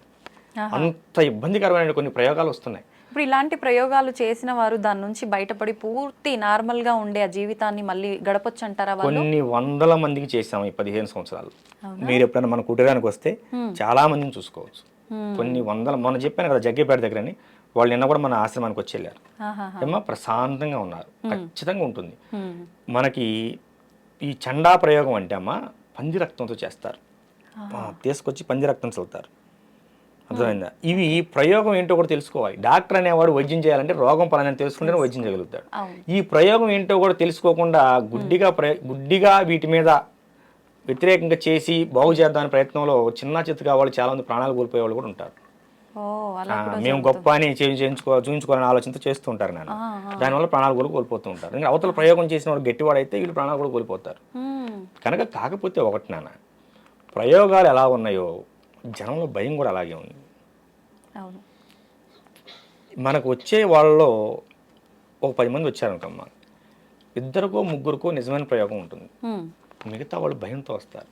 ఇప్పుడు ఒక పెద్ద ఆవిడ ఉన్నది, ఆవిడకి తరచూ నడుము నొప్పులు వస్తున్నాయి, 4 సార్లు హాస్పిటల్కి వెళ్ళిన దగ్గర ఏ కాల్షియం లోపమో ఏదో ఉంటుంది, లేకపోతే సయాటికాలు వస్తూనే ఉంటాయి.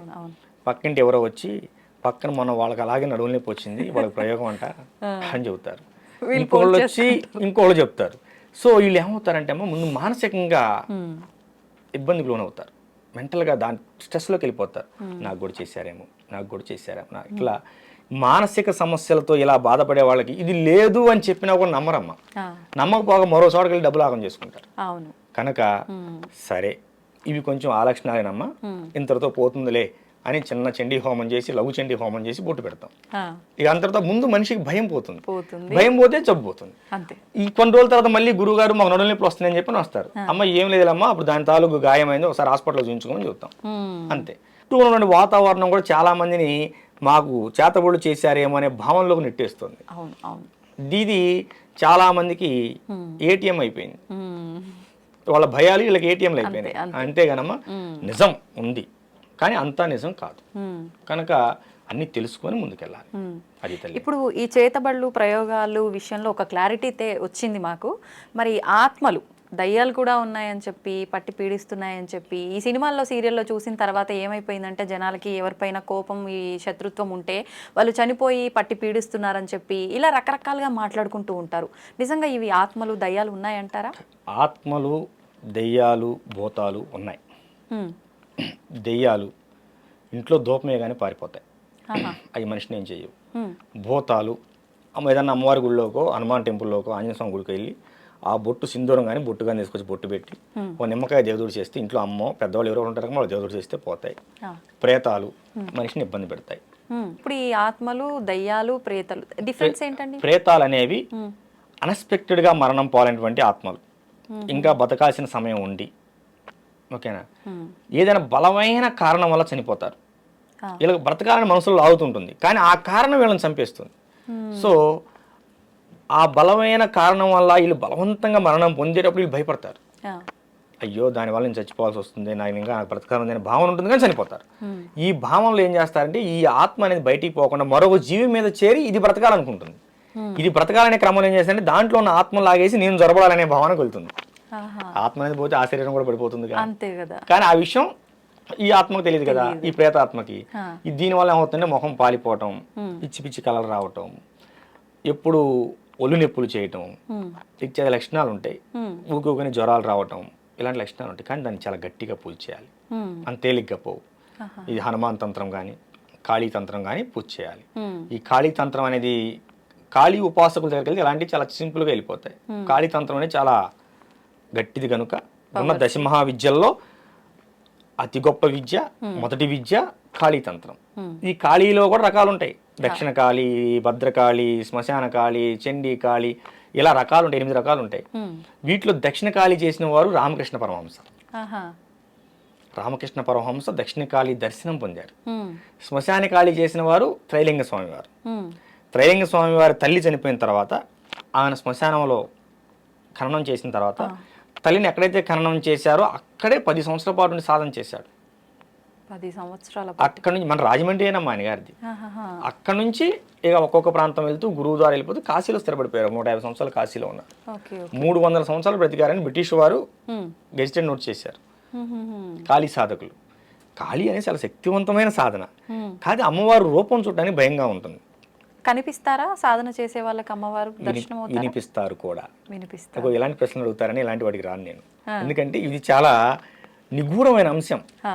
శాస్త్రం ఏం చెప్పిందంటే అమ్మ, సృష్టికారమైనటువంటి సంసారం, భార్యాభర్తల సంసారం 4 గోళ్ల మధ్య ఎంత గుట్టుగా సాగాలో అంతకి 100 రెట్లు గుట్టుగా ఒక సాధకుడి యొక్క సాధన సాగాలి అని చెప్పారు.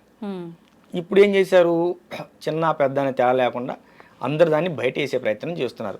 ఇది చేయండి వశీకరణ అయిపోతారు, లవంగాలు కట్టుకోండి డబ్బులు వస్తాయి, అందరు లవంగాలు కట్టుకుంటాంగా.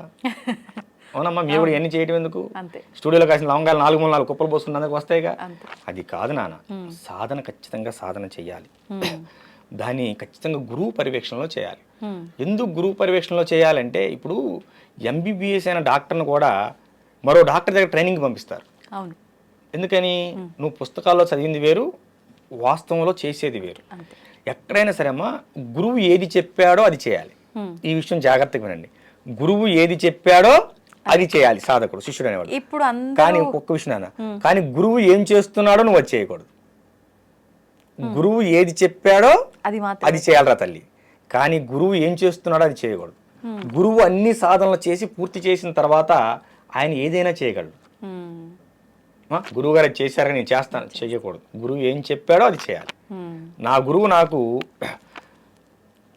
సగం వరకు నన్ను యోగి పూర్ణచంద్ర మహారాజు గారు నడిపించి లింగైక అమ్మవారి లలితాదేవిలో ఐక్యమైపోయారు.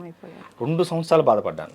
నాకెట్లా ఏంటిది ఏంటిది ఏంటిది అమ్మవారిని విపరీతమైన సాధన చేశాను, కాళీ సాధన. మరి నా గురువు నాకు నేర్పేళ్ళాడు కదా, అన్ని అసంపూర్ణంగా ఉండిపోయాయి. నా జీవితం ఎట్లా, నా జీవితం ఏంటంటే ఒక చోట వేద సదస్సు జరుగుతుంది. వేద సదస్సుకు నన్ను కూడా ఆహ్వానించారు. హిమాలయ బాబా ఆయన గారు కూడా హిమాలయాల నుంచి వచ్చారు. అక్కడ సిద్ధయోగి గారు వచ్చారు. సిద్ధయోగి గారు వచ్చినప్పుడు అక్కడ నేను స్పీచ్ ఇచ్చాను. ఇట్లాగే స్పీచ్ ఇచ్చి పక్కన కూర్చుంటే, నువ్వు బాధపడకు, గురువు లేడని నువ్వు బాధపడకు, రా అని చెప్పి నన్ను చేయబట్టి గదిలో తీసుకెళ్ళి, మా బాబు కూడా ఉన్నాడు అక్కడ, లోపల తీసుకెళ్ళి భోజనం పెట్టారు. మొట్టమొదటిసారి నాకు భోజనం పెట్టి, గురువు గారు నన్ను శిష్యుడిగా అంగీకరిస్తారా అని అడిగాను. చూద్దాం అలా అడగకూడదు అన్నారు. తర్వాత ఎన్నో పరీక్షలకు నెగ్గి ఆ పరీక్షల్లో నెగ్గిన తర్వాత ఈ ఖాళీ సాధనని గురువు గారు నాతో పూర్తి చేయించారు. ఎటువంటి పరీక్షలు మేము తెలుసుకోవచ్చా? అవి చెప్పిన అర్థమయ్యాయి కావు. ఓకేనా? ఒక గురువు శిష్యుడికి ఏ విధంగా పరీక్షలు పెడతారనేది ఆ క్షణంలో ఆ టైంలో ఏదైనా పెట్టవచ్చు, అంతే. దారిని వెళ్తూ మనం వదిలిపెట్టి వెళ్ళిపోవచ్చు. గురువు వచ్చిన దాకా నిలబడాలి మనం, లేదా గురువు గారు నేను పలానా ఉన్నారు రమ్మంటే అప్పుడు వెళ్ళాలి. ఇలాంటివి చాలా ఉంటాయి. అన్ని సాధన కూడా చాలా కఠినంగా ఉంటుంది. ఖాళీ సాధన అంటే శ్మశానాల్లో చేస్తారు, రోడ్లెంబడి చేస్తారు, బట్టలు లేకుండా చేస్తారు. ఇలాంటివన్నీ ఉన్మాద ప్రవృత్తులు. నేను నాకు దేవస్థానంలో చేశాను, మన అఖిలాండేశ్వర అమ్మవారి దేవస్థానం. మా గురుదేవులు యోగి పూర్ణచంద్ర మహారాజు గారు వారి స్వహస్తాలతో శుద్ధమైన తాంత్రిక విధానంలో, వేదోక్తంగా కాదమ్మ, శుద్ధమైన తాంత్రిక విధానంలో అమ్మవారిని సర్వజ్ఞ పీఠం, నాకు పీఠాన్ని ప్రకటించి నన్ను పీఠాధిపతిగా ప్రకటించి 2016 అక్టోబర్ 2వ తేదీన దసరా నవరాత్రుల మహోత్సవాల్లో తెల్లవారుజామున బ్రహ్మముహూర్తంలో ప్రతిష్ఠించారు. నేను నా గుడిలోనే నేను ఖాళీ సాధన మొత్తం పూర్తి చేశాను. ఎన్ని సంవత్సరాలు పట్టింది మీకు సాధన కంప్లీట్ అవ్వడానికి? 2007 22 మరి నాకు సిద్ధయోగులు గారు వచ్చిన తర్వాత కదా పూర్తి అయిపోయింది. 2007 నుంచి మొదలు పెడితేను 2022కి పూర్తయింది. లెక్కేసుకోండి, 13 సంవత్సరాలు పట్టింది. 15 సంవత్సరాలు పట్టింది. ఇప్పుడు ఎలా ఉన్నారు సాధకులు? ఇవాళ మంత్రం ఇచ్చారు గురువు గారు, మనకి ఎప్పుడు ఫలితం వస్తుంది? మనం నెల చేసామే, లేదు నాన్న, నెల 2 నెలలు. అసలు మనకు ఒక దేవతా మంత్రం మనకు అర్థం కావాలంటే అమ్మ, నువ్వు ఆగకుండా రోజుకు 3 గంటల చొప్పున 180 రోజులు సాధన చేయాలి, జపం చేయాలి. అప్పుడు నీకు ఆసనం అంటే ఎలా కూర్చోవాలో అర్థమవుతుంది. అర్థమైందా? కూర్చునే విధానం కూడా ముఖ్యమా? చాలా ముఖ్యం నాన్న. అంటే అది కంప్లీట్ మీరు ఉపాసన పరులుగా ఉన్న వాళ్ళక, మాలాంటి సామాన్యులకు కూడానా? ఎవరైనా ఒక మంత్ర సాధన చేయాలంటే ఆసన శుద్ధి కావాలి, ఆత్మశుద్ధి కావాలి, శరీర శుద్ధి కావాలి. గురువు శరీర శుద్ధి చేసి నీకు మంత్రాన్ని ఇస్తాడు. ఈ మంత్ర సాధనలో ఇన్నాళ్ళు దీన్ని చెయ్యి అంటాడు, చేయాలి. చేస్తే అప్పుడు మనం ఆత్మశుద్ధి శరీర శుద్ధి సాధించుకున్నాం అనే విషయం మనకు ఎలా తెలుస్తుందంటే, అక్కడి నుంచి ఇంకో మెట్టు ఎక్కిస్తారు గురువు సాధనలో. లేదు నానా, మా గురుదేవులు నన్ను బంగారం అంటాడు. లేదు బంగారం, ఇంకా చేయాలి అంటే చేయటమే. అంటే మనం ఎక్కడో పొరపాటు చేసాము. వారాహి సాధన 40 రోజులు ఇచ్చారు దీక్ష, నాకు 6 నెలలు చేయించారు. ఇంకా అవ్వలేదు దీక్షలో, వారాహి దీక్షలోనే ఉన్నాను నేను. అవునా? రేపు పౌర్ణానికి అవుతుంది, పౌర్ణానికి పూర్ణం అవుతుంది అన్నారు నిన్నే గురుదేవులు. 40 రోజులు దీక్ష, మండల దీక్ష కాలమని వారాహి దీక్ష ఇచ్చి 6 నెలలు చేయించారు. ఎందుకని? మీరు లోపం చేస్తున్నారా లేదంటే ఏంటి? ఎందుకని అనే ప్రశ్న గురువును అడగకూడదు. అడిగిన రోజు నువ్వు శిష్యుడిగా పనికిరావు. ఒకవేళ మీకేమైనా అర్థమైందా ఎందుకు ఇలా జరుగుతోంది అని గురువు గారిని ప్రశ్నించకపోయినా? అంటే వారాహి దీక్ష అనేది శక్తి దీక్ష, అంటే మన బాడీ గార్డ్. నాకు భవిష్యత్తులో ఆమె అవసరం ఎక్కువగా ఉన్నదేమో. ఇప్పుడు ఈ ఆధ్యాత్మిక ప్రపంచంలో, లౌకిక ప్రపంచంలో శత్రువులు కనిపిస్తారు నాన్న, ఆధ్యాత్మిక ప్రపంచంలో శత్రువులు కనిపించరు. కనుక ఆధ్యాత్మిక ప్రపంచంలో నాకు భవిష్యత్తులో ఏమైనా శత్రు బాధలు ఉంటాయేమో శత్రువు వలన, కనుక అది నా వరకు చేరకూడదంటే ఏమని చేయవలసి ఉంటుందేమో. నాకు అసలు ఆలోచన కూడా లేదు. గురువుగారి వారాహి నవరాత్రులప్పుడు గురువుగారి ఫోన్ చేశారు, నాన్న నీ వారాహి దీక్ష ఇస్తున్నా, మొదలుపెట్టాం. 41 రోజులు అయిపోయింది గురుదేవా అని ఫోన్ చేశాను. మెసేజ్ పెట్టమే, వాళ్ళు స్పందిస్తే మనం తిరిగి ఫోన్ చేయాలి, అంతేగాని ఫోన్ చేయకూడదు. మెసేజ్ పెట్టాము, అందులోంచి మెసేజ్ నాకు ఫార్వర్డ్ అయింది, నాన్న నీ దీక్షను 6 నెలలు పొడిగించాను, చేసుకో. మరి అంత కఠినంగా ఉంటుంది వారాహి దీక్ష అనేది. మరి 6 నెలల నుంచి చేస్తున్నాడు, చిన్న విషయం. దీక్షలు అనేవి గురుముఖంగానే తీసుకోవాలి, గురువు ఆధ్వర్యంలోనే చేయాలి, గురువు ఆధ్వర్యంలోనే దాన్ని ముగించాలి దీక్ష. అప్పుడు నువ్వు సాధకుడిగా శక్తిపరుడు అవుతావు. నేను మంత్రం చేశాను నాకేం తెలియలేదు, నేను కొన్ని రోజులు సాధన చేశాను నాకు తెలియలేదు, లేకపోతే మేము 10 సంవత్సరాలు సాధన చేస్తున్నామని ఎర్రబట్టలు కట్టుకుంటే ఏమీ లేదు. ఏమా ఇప్పుడు కెమెరాలో చిప్పు లేకుండా ఎంతసేపు వీడియో తీస్తే ఉంది అంతే. ఇప్పుడు కొంతమంది ఒక 6 నెలలకు సంవత్సరానికి ఫేడ్ అవుట్ అయిపోతూ ఉంటారు. ఎందుకని? ఏదో కాస్త కూర్చి చేసినటువంటి శక్తి సాధనా ఫలం అని నీ చుట్టూ కొంత ఆరాం ఉంటుంది. ఈ లౌకిక ప్రపంచంలో కొన్ని రోజులు నువ్వు మెరుస్తావు. తర్వాత ఒక గురువు అనేవాడు నాన్న నిత్య సాధకుడై ఉండాలి, నిత్యం సాధన చేస్తూనే ఉండాలి. దీపం అనేది వెలుగుతూ ఉంటేనే మరొక దీపాన్ని వెలిగించగలదు, చీకట్లో నీకు దారి చూపించగలదు. గురువు అనేవాడు నిత్యం వెలుగుతూనే ఉండాలి, అంటే నిత్యం సాధన చేస్తూనే ఉండాలి. ఇది మా గురుదేవులు మాకు చెప్పినటువంటి మాట. మా పూర్ణచంద్ర మహారాజు గురుదేవులు కానీ సిద్ధయోగులు వారు కూడా చెప్పినటువంటి మాట. పూర్ణచంద్ర మహారాజు గారి యొక్క సాధనలో ఉన్నప్పుడు కొంచెం ఉద్వేగంగా ఉండేవాడిని, ఆవేశపూరితంగా ఉండేవాడిని. సిద్ధయోగి గారి శిష్యరేఖంలోకి వచ్చిన తర్వాత శిష్యుడుగా నన్ను అంగీకరించిన తర్వాత, నేనంటంగా శిష్యుడికి వారు అంగీకరించిన తర్వాత, మొట్టమొదటిసారి ఒక గురువుగా వారిని దర్శించుకున్న తర్వాత నాలో వచ్చిన మార్పు, నా యొక్క ఆవేశం అనేది కానరాకుండా పోయింది. గురువు గారు కూడా అలానే ఉంటారు కదా, శాంతంగా. అంటే మీ విషయంలో కూడా అలానే ఉంటారా, మా అందరితో అలా ఉంటారా? లేదమ్మా, చాలా కఠినంగా ఉంటారు శిష్యుల విషయంలో. ఏది చెప్పారో అది చేయాలి అంతే. అలా ఇప్పుడు తండ్రి ఎందుకు కోప్పడతాడు, బిడ్డ బాగుండాలనే కదా. కానీ చాలా ప్రేమగా ఉంటారు. సాధన విషయంలో అసలు చాలా కఠినంగా ఉంటారు. కొంచెం దీనికి చెప్పాను కదా చేయి అడగకూడదు. మొన్న నాతో చెప్పారు, ఇలా మీ పేరు చెప్పి నా శిష్యుడే అమ్మా, ఇలా మీరు అందరితో ఇలానే ఉంటారా, నాన్న తల్లి బంగారం అని పిలుస్తుంటారు నన్ను కూడా, బంగారం అని అంటారు. నేను మీరు ఇంతే ప్రేమగా ఉంటారా మామూలుగా శిష్యుల విషయంలో కూడా, అలా ఉంటే వినరు కదా, మీ శిష్యులు ఎలా ఉంటారని నేను అడిగాను అనమాట. లేదు నాన్న, సందర్భం వచ్చినప్పుడు మాత్రం ఎంత దండించాలో అంత దండిస్తాను, నేను దండిస్తున్నా అనేది కూడా వాళ్ళకు అర్థం అవ్వకుండానే నేను ఒక మాటలోనే అర్థమయ్యేటట్టుగా తెలియజేస్తాను అని చెప్పి నేను అనుకున్న ఆ రోజు ఈ క్వశ్చన్ మిమ్మల్ని ఖచ్చితంగా అడగాలని, మాటల్లో మీరే ఆ మాట తీసుకొచ్చి దండిస్తారు. ఒక కార్యక్రమానికి వెళ్ళాం, ఈ హైదరాబాద్ దగ్గరికి, వరంగల్ దగ్గరికి వచ్చాం. గురువు గారు ఉదయం టిఫిన్ చేయరు, అల్పాహారం స్వీకరించరు. అక్కడ కార్యక్రమం జరుగుతుంది, ఒక హోమం జరుగుతుంది, ఒక 15 రోజుల క్రితం. అందులో నాతో ఒక హోమం చేయించాలని చెప్పి ముందుగానే ఇంటిమేషన్ ఇచ్చారు. నేను ఖాళీ చదవకుండా కదా, ఖాళీ హోమం నాతో చేయించాలి నాన్న, నువ్వే వచ్చి హోమం చేయాలన్నారు. చేశాను, వెళ్ళాను, అందరం వెళ్ళాం. అక్కడ నా శిష్యుడు ఉన్నాడు ఆ ప్రాంతంలో. నేను అలాగని నా శిష్యుడు నన్ను ఎత్తుకుంటూ వచ్చాడు. వచ్చిన నా కోసం నా శిష్యుడు ఏం చేశాడు, ఉదయాన్నే అల్పాహారం తీసుకొచ్చాడు. ఇక్కడ ఈ గురువుగారు ఏం చేశారు, గురువుగారు నా కోసం టిఫిన్ చేయించారు. ఆ రోజు ఎప్పుడు లేని ఆ రోజు ఆశ్రమంలో టిఫిన్ చేయించారు భక్తులందరికీ. నా శిష్యుడు వచ్చాడు, వాడు ఉదయాన్నే టిఫిన్ నాకు టిఫిన్ చేయడం అలవాటు, నన్ను ఉదయాన్నే అల్పాహారం తీసుకోవడం అలవాటు, వాడి కోసం టిఫిన్ చేయండి అని చెప్పారు. ఆ విషయం నా దాకా రాలేదు. నా శిష్యుడు తీసుకొచ్చిన టిఫిన్ నేను చేశాను. ఏం జరిగింది అప్పుడు? ఏదైనా జరగండొచ్చు, ఏదో పెద్దగా జరుగుంటది. బయటికి వెళ్ళిపోవన్నారు, పాదాల మీద పడ్డాను. తర్వాత చెప్పారు, మీకోసమే చేయించారు అల్పాహారం, మీరు చేయలేదు అని. భోజనానికి వంట అయ్యేంత వరకు ఉండి ముందుగా నేనే భోజనం చేసి బయటికి వెళ్ళాను. తగ్గించాను. ఎందుకంటే అమ్మ, గురువులు ఏదైనా, గురువు అంటే తల్లి తండ్రి ఇద్దరు ఉంటారమ్మా. గురువులో తల్లి ఉంటుంది, తండ్రి ఉంటాడు, ప్రేమ ఉంటుంది, మనకి కోపం కాదు, అది క్రమశిక్షణ ఉంటుంది. అంతే, ఒక మంచి మార్గంలో తీసుకెళ్ళడానికి. నా గురువేగా నన్ను ఇక్కడ కూర్చోబెట్టింది. అవునా, ఇప్పుడు నా మీద ఎంత నమ్మకం ఇక్కడ కూర్చోబెట్టగలిగారు, నేను ఆ నమ్మకం నిలబెట్టుకోవాలి కదా. అందుకని గురువుని ఎప్పుడు కూడా అనుసరించండి, అనుకరించొద్దు. అనుకరించొద్దు అంటే ఇప్పుడు ఒక గురువుకి ఇందాక చెప్పిన విధానం ఆయన చేస్తున్నది మనం చేయకూడదు. ఒక గురువుకి ఎంతవరకు గడ్డ ఉందని నువ్వు కూడా గడ్డ పెంచొద్దు. నీ గురువు గోచి పెట్టుకొని తిరిగారని నువ్వు కూడా గోచి పెట్టుకొని తిరగొద్దు. ఓకేనా, నీ గురువు గంజాయి తాగారని నువ్వు గంజాయి తాగొద్దు. నీకు సాధనలో నీకు ఇది చేయమని చెప్పాడు కదా, అదే చెయ్యి. గురువు ఏమి చెప్పాడో అది చెయ్యి, గురువు ఏం చేస్తున్నాడో అది చేయదు. ఇది నా గురుదేవులు నాకు చెప్పిన మాట.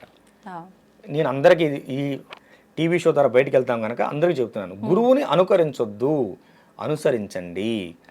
గురువు చెప్పింది మాత్రమే చేయండి, గురువు చేసేది ఎప్పుడు మీరు చేయకండి. గురువు చేసేది నువ్వు చేసావా, నీ పతనం అక్కడే ప్రారంభమైంది. ఇప్పుడు ఎలక్ట్రికల్ ఇంజనీర్ అమ్మా, ఆయన కరెంట్ ఏ వైర్ ఎక్కడ పెట్టాలో ఆయన తెలుసు, ఆయన పట్టుకొని పెడతాడు, స్క్రూ డ్రైవర్ కూడా లేకుండా పెడతాడు.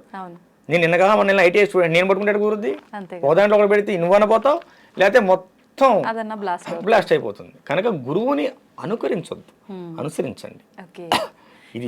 గురువులు యోగులు అనగానే చేతిలో ఖచ్చితంగా ఏదో ఒక దండం అనేది ఉంటుంది. అది మీరు చేసిన సాధనలను బట్టి ఆ దండం అనేది ఒక్కొక్కరికి ఒక విధానం ఉంటుందా, ఎలా ఉంటుంది? చాలా వరకు అందరి చేతిలో త్రిశూలం ఉంటుంది, లేదు అనంటే ఒక కట్టె లాంటిదే ఏదో ఒక దండం ఉంటుంది ఒక ఆకారంలో. మీ చేతుల్లో చూస్తే ఎవరి చేతిలో చూడని రకంగా పామునే పట్టుకొని వచ్చినట్టు సుబ్రహ్మణ్య స్వామిని చూస్తున్నామా ఏంటి అనిపిస్తోంది. ఏంటండి? ఇప్పుడు చేతిలో ఉండేవాడిని దండ అంటారు, ఏకదండ, త్రిదండ అని ఉంటాయి. స్వామీజీలో అవి వేరు. ఏమా, శక్తి ఉపాసకులకి చేతిలో త్రిశూలం ఉంటుంది, అది వాళ్ళు అమ్మవారి పూజలో పెట్టుకుని బయటకు వచ్చినప్పుడు వాళ్ళు నెగిటివ్ ఆర్ ఏదైనా ఉన్నప్పుడు వాళ్ళ దగ్గర ఉంటారని చూస్తుంది. ఇది వచ్చేసి నాగాస్త్రం నాన్న. ఇది మా గురువులు దాదాపుగా రాజశ్యామల లాంటి మహాయాగాల్లో కూడా పెట్టి దీన్ని అనుష్ఠాన పరిచి మాకు బహుకరించారు. ఇది నాగాస్త్రం, దీనితో నాగబంధం కూడా వేయగలం, ఇది ఉన్న చోటకి నెగిటివ్ ఆరా రాదు. కనుక దీన్ని మొన్న ఇందాక చెప్పాను కదా, ఇళ్లలోకి వాళ్ళ ఇంట్లోకి మనుషులు కూడా వచ్చి తిరుగుతున్నట్లుగా ఉంది భావన అని చెప్పింది. ఆ ఇంట్లోకి తీసుకెళ్ళాను. మళ్ళీ ఇవాళ ఇక్కడ తీసుకొచ్చాను. అవునా? బయట ప్రపంచంలోకి ఎక్కడా లేదు. తీసుకెళ్ళాం. తప్పనిసరి అయితే తప్ప ఈ నాగబంధం అనేది బయట ప్రపంచంలోకి రాదు, అసలు కనపడదు. తీసుకెళ్ళాం, అంత అవసరం ఉండదు. మన అవసరం అనుకున్న చోటకి ఇది తప్పదు అనుకుంటేనే ఇక్కడికి పోవాలి. ఎటువంటి బంధనాలున్నా ఈ యొక్క నాగాస్త్రం బయటకు వస్తే అక్కడ తెగిపోతాయి. అక్కడ చండా ప్రయోగం జరిగింది కనుక అక్కడికి తీసుకెళ్లాల్సి వచ్చింది. వెళ్ళినా కూడా పూర్తిగా కాషాయ వస్త్రంతో బంధించబడి ఉంటుంది, బయటికి కనిపించదు. మామూలు ఇక్కడ మాత్రం బయటికి తీశాను. ఒకవేళ అలా కనిపించడం వల్ల ఏంటి, ఏదైనా ఏమీ లేదు నాన్న. అయితే వాళ్ళకి అదేంటో తెలుసుకోవాలని కుతూహలత పెరుగుతుంది. అవును అవును. కనుక మనం వెళ్ళిన విషయం పక్కకి వెళ్ళి ఈ విషయం గురించి ఎక్కువ చర్చించాల్సి వస్తుంది. కనుక బయట ప్రపంచం చూడటానికి ఉండదు. ఇది గురుదేవులు ఇచ్చినటువంటి ఆజ్ఞ. ఎక్కడైనా సరే బయట ప్రపంచంలోకి వెళ్ళినప్పుడు ఖచ్చితంగా వస్త్రంతో పూర్తిగా నిండి ఉండాలి. సామాన్యుల ముందు ఎక్కడా కూడా బయట ప్రపంచంలో ఉండకూడదు. అత్యవసరం అయితేనే దాన్ని వినియోగించు అని గురుదేవులు ఆజ్ఞ ఇచ్చారు. రాజశ్యామల యాగం పూర్తి చేసిన తర్వాత దీన్ని నా చేతిలో పెట్టారు మన సిద్ధయోగి గారు, మా గురుదేవులు, వారి కృప. అది వారి చేతిలో త్రిశూలం ఉంటుంది కదా. మా గురువు గారి దగ్గర త్రిశూలం ఉంటుంది, మా దగ్గర నాగులు ఉంటుంది. అవును. గురుగారు త్రిశూలం ఎవరిని తాకనివ్వరు, అలా ఇది కూడా ఎవరు తాకడానికి లేదా? లేదమ్మా, అసలు ఆ ఛాయలోకి కూడా రానివ్వరు గురుగారు వచ్చినప్పుడు. గురువు అసలు లేదుగా, ఛాన్స్ లేదు. మేము పట్టుకోవచ్చు. మా శిష్యులు మా గురువు గారి దగ్గర ఆ త్రిశూలాన్ని నేను ఒక్కనే పట్టుకోగలను, అందరికి కూడా ఎవరు. మళ్ళీ అంటే అంత శక్తివంతమైనది కాబట్టి సామాన్యులు తాకడానికి వీలు లేదనా, లేదంటే తాకే అర్హత వాళ్ళకి లేదనా? తాకే అర్హత లేదమ్మా, అర్హత అందరికి ఉంటుంది, అది కాదు. దానికి ఒక శక్తి ఉంటుంది. గురువులు నిత్యం అనుష్ఠానపరిచి దాన్ని అభిషేకిస్తూ ఉంటారు గురుదేవులు. కనుక దానికి కొంత శక్తి ఉంటుంది. దాన్ని నువ్వు తట్టుకోగలిగావు అనుకో పర్లేదు, తట్టుకోలేకపోతే కనుక దాన్ని ఎవరిని ముట్టుకొని, అది అర్హత ప్రతి ఒక్కరికి ఉంది. ఇగో హిందూ ధర్మంలో వచ్చినటువంటి ఇబ్బంది ఇదే, వాడు అంటరాని వాడు, ఈ లోపల రాకూడదు, ఇలాంటివి చేయడం వల్లనే మనకు మత మార్పులు అవుతున్నాయి. మన మత మార్పిడికి మనమే కారణం, ఇంకెవరో కాదు. కనుక అర్హత లేదనే పదం ఇక్కడ వాడొద్దు. గురువు అలా ఎప్పుడు కూడా చూడడు గురుదేవులు. కాకపోతే యోగ్యతను పరిగణలో తీసుకుంటారు. నువ్వు అంతకుముందు ఎలా ఉన్నావు, ఇంటి దగ్గర మాంసాహారం పూజించి వచ్చావు, దారిలో నీకు ఏమైనా తగిలారేమో, నువ్వు స్నానం చేసావో లేదో, మరి శుచి శుభ్రం అనేది మన సనాతన ధర్మంలో చాలా ముఖ్యమైన విషయం. కనుక అందులో గురువులు ఏం చేస్తారంటే ఒక ఆయుధాన్ని, దాన్ని అస్త్రమే అనుకో, ఆయుధమే అనుకో, ఆభరణం అనుకో, దాన్ని గురు పరంపరలో శిష్యుడికి ఇవ్వడానికి ఇష్టపడతారు. కనుక దాన్ని ఎవరిని ముట్టనివ్వరు. దాన్ని ఎవరన్నా శిష్యుడు ముట్టాడు అంటే వాడికి అనుగ్రహిస్తారు భవిష్యత్తులో అని అర్థం. మరి నేనైతే ముట్టాను, మరి నాకు అనుగ్రహం ఉందో చూడాలి. ఓకే. అయితే ఇప్పుడు మన సనాతన ధర్మం, మన హిందూ ధర్మం అనగానే మనకు గుర్తొచ్చేది భగవంతుడు, పూజలు, ఇవన్నీ కూడా. ముఖ్యంగా మీరు ఇందాక చెప్పినట్టు హనుమాన్ చాలీసా చదువుకోమన్నప్పుడు బ్రహ్మ ముహూర్తంలో చదివితే ఎక్కువ ఫలితం అన్నారు. ముఖ్యంగా ఈ బ్రహ్మ ముహూర్తానికి చాలా విశేషం ఉంది అని చెప్పి, ఆ సమయంలో కనుక మనం ఏం చేసినా చేయకపోయినా భగవంతుడికి సంబంధించి కనీసం నిద్ర లేచి మనం నిత్యం చేసుకునే విధానాలైనా ఆచరించాలని చెప్పి అంటూ ఉంటారు. ఎందుకని ఆ ముహూర్తంలో అంత గొప్ప ఏముంది అసలు? బ్రహ్మ ముహూర్తం, ప్రాతకాలం, ప్రదోషకాలం, సంధ్యాకాలం. బ్రహ్మ ముహూర్తం 4 గంటల నుంచి 6 గంటలకి. ప్రాతకాలం అంటే ఉదయ గడియలు, సూర్యుడు ఉదయించిన దగ్గర నుంచి. సంధ్యాకాలం అంటే సాయంత్రం 4 తరాల నుంచి 6 గంటల వరకు వచ్చే కాలం. ప్రదోషకాలం, అదే దాన్ని ప్రదోషకాలం అంటారు. సూర్యుడు ఉదయించక ముందు, ఉదయించిన తర్వాత, సూర్యుడు అస్తమించక ముందు అంటే అస్తమించే ముందు, అస్తమించిన తర్వాత, ఇవి శక్తివంతమైన సమయాలు. ఇది మన ఋషులు చెప్పారు. ఇవి చాలా శక్తివంతమైన సమయాలు. ప్రదోషకాలంలో సాయంత్రం పూట గోవులు నడుస్తూ ఉంటే ఆ గోధూలి మీద కనుక పడితే మనం స్నానం చేసిన పని లేదు, దాన్ని గోధూలి స్నానం అంటారు.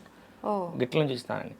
అది ఆ సమయంలో మనకి ప్రకృతి నుంచి శక్తి అనేది గట్టిగా ఉత్పన్నం అవుతూ ఉంటుంది. ఏమా, దీన్ని మనం సద్వినియోగపరుచుకోవాలి, మన ఆహారాన్ని ఉత్తేజపరుచుకోవాలి.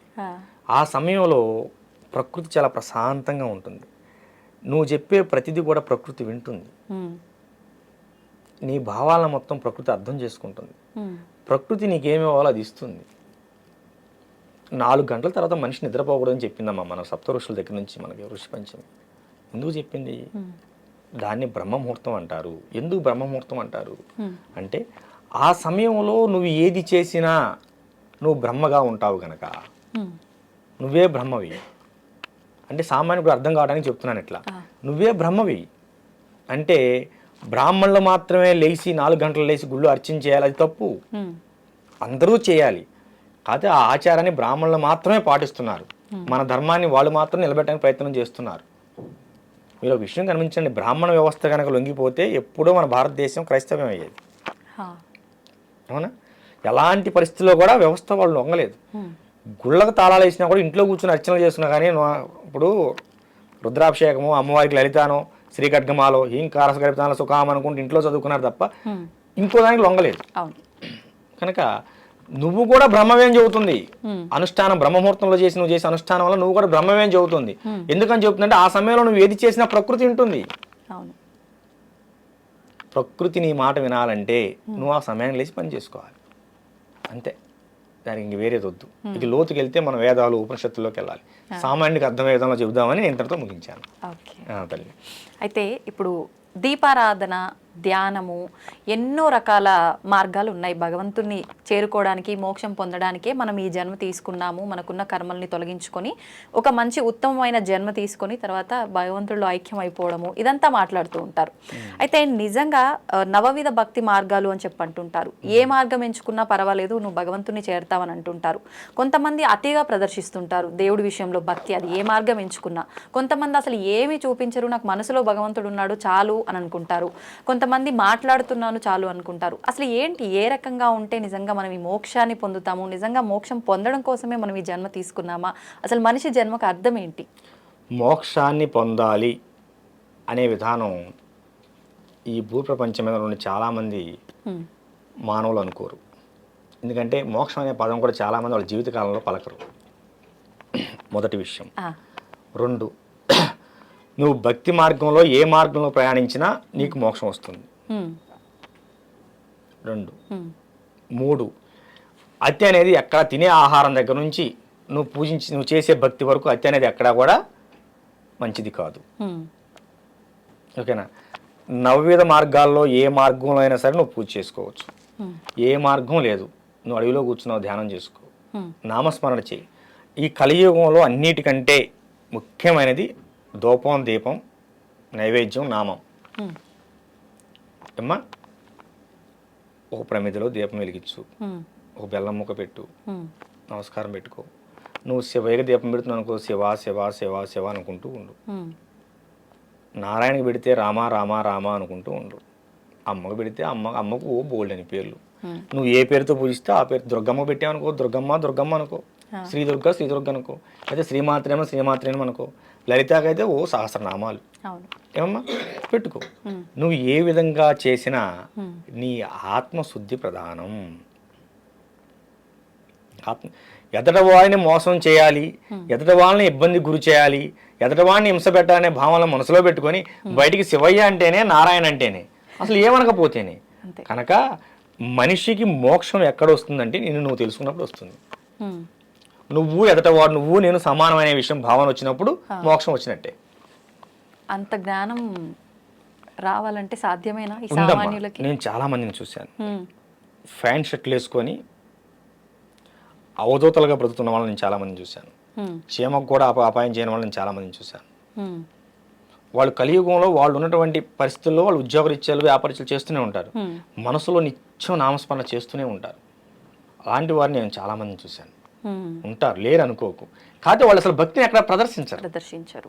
కనుక ఉన్నారమ్మా, అలాంటి గొప్ప వాళ్ళు ఉన్నారు కాబట్టి మన ధర్మం ఇంకా బ్రతుకుంది.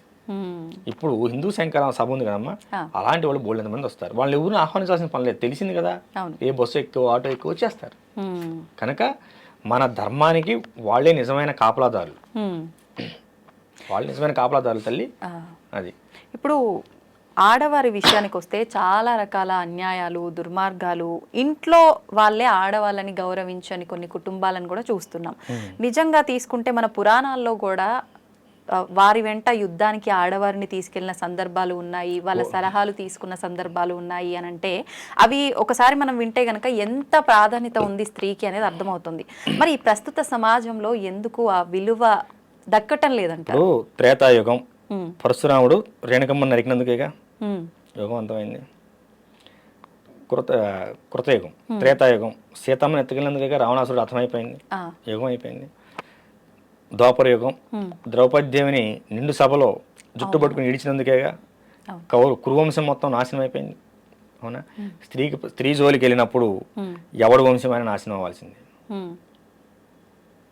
స్త్రీని హింస పెట్టిన తర్వాత, స్త్రీని అఘోరపరిచిన తర్వాత, స్త్రీ యొక్క ధనమాన ప్రాణానికి అపాయం కనుక జరిగితే ఖచ్చితంగా దానికి మూలం ఎవడైనా సరే వంశం ఆగమైపోతుందమ్మా. ఇంతకంటే దీని గురించి చెప్పుకోవాల్సిన అవసరం లేదు. నీకు 3 ఎగ్జాంపుల్ చెప్పాను. అవును. ఓకేనా? మండోదరి మహాప్రతివత అయిన ఆమె ప్రాతిపత్యం రావణాసురుడిని కాపాడలేదు. అవునా? గాంధారి మహాప్రతివత భర్తను పెళ్లి చేసుకునే ముందే కళ్ళకు గంతలు కట్టుకుంది. అవును. పెళ్లి చేసుకుని వచ్చిన ఎవరైనా కళ్ళకు గంతలు కట్టుకోవచ్చు, తప్పు. ఫలానా వ్యక్తిని నువ్వు వివాహం ఆడాలి తల్లి అన్నప్పుడే నా భర్త గుడ్డివాడు కనుక నేను కూడా గుడ్డిదానికి ఎలా ఉండాలి ఇప్పటి నుంచే నేర్చుకోవాలని చెప్పి ఆమె కళ్ళకు గంతలు కట్టుకుంది. మహాప్రతివత. పుత్ర ప్రేమ, కొడుకులు తప్పు చేస్తుంటే ఏం చేయలేకపోయింది. అమ్మా, నిండు సభలో ద్రౌపది ఏకవస్త్రంతో రజస్వలైనటువంటి స్త్రీని ఏకవస్త్రంతో ఈడ్చినప్పుడు వికర్ణుడు మాత్రమే అడ్డు చెప్పాడు. వికర్ణుడు మాత్రమే అడ్డు చెప్పాడు. లేచి ధర్మరాజు ఓడిపోయిన తర్వాత పందెం కట్టాడు, ఇది నగ్గదు, ఈ కురు సభలో ఇంతమంది గొప్ప గొప్ప ఉన్నారు, భీష్ముని తాత నువ్వు అన్యాయం చేస్తున్నావు, ఇది కరెక్ట్ కాదు అన్నప్పుడు కర్ణుడు దుర్యోధనుడు గద్దిస్తారు వికర్ణుడిని, నీకేం తెలుస్తుంది వర్మి అని. చివరికి వికర్ణుని చంపాల్సి వచ్చినప్పుడు భీముడు బాధపడతాడు. వికర్ణ, నువ్వు మా వంశంలో నువ్వు మా తోడుగా మాకు తోడుగా పుట్టవలసిందిరా. కురువంశంలో అంత కురుసభలో అంతమంది కౌరవ సభలో ద్రౌపదిని అవమానిస్తుంటే నువ్వు ఒక్కడవే నిలబడి మాట్లాడావు, కానీ యుద్ధ నీతి నేను చంపక తప్పలేదురా అంటే, నా ధర్మం నేను మాట్లాడాను అన్నయ్య ఆ రోజున, నీ ధర్మం నువ్వు కానీ అని చెప్పి అంటాడు. తప్పదు, నా ధర్మం నేను మాట్లాడు, కానీ నా మాట విలువలేదుగా, ద్రౌపదిని ఎవరు ఆపలేదుగా, నా మాట లెక్కలేదు కదా. ఈ యుద్ధం వచ్చింది, నేను నీకు శత్రుపక్షంలో ఉన్నాను కదా, కానీ యుద్ధం చేద్దాం, సావో మా గెలుపో ఓటమో మరణమో జీవమో కానీ అంటాడు, చచ్చిపోతాడు, భీముడి చేతులు చనిపోతాడు. వాడిని చంపిన తర్వాత కూడా భీముడు కళ్ళం నిలబెడతాడు, వికర్ణ ఎంత పని అయిందిరా అని. ఏమ్మా, శత్రువును సైతం కంటతడి పెట్టేలాగా చేసిందా లేదా వాడి నీతి? చేసింది.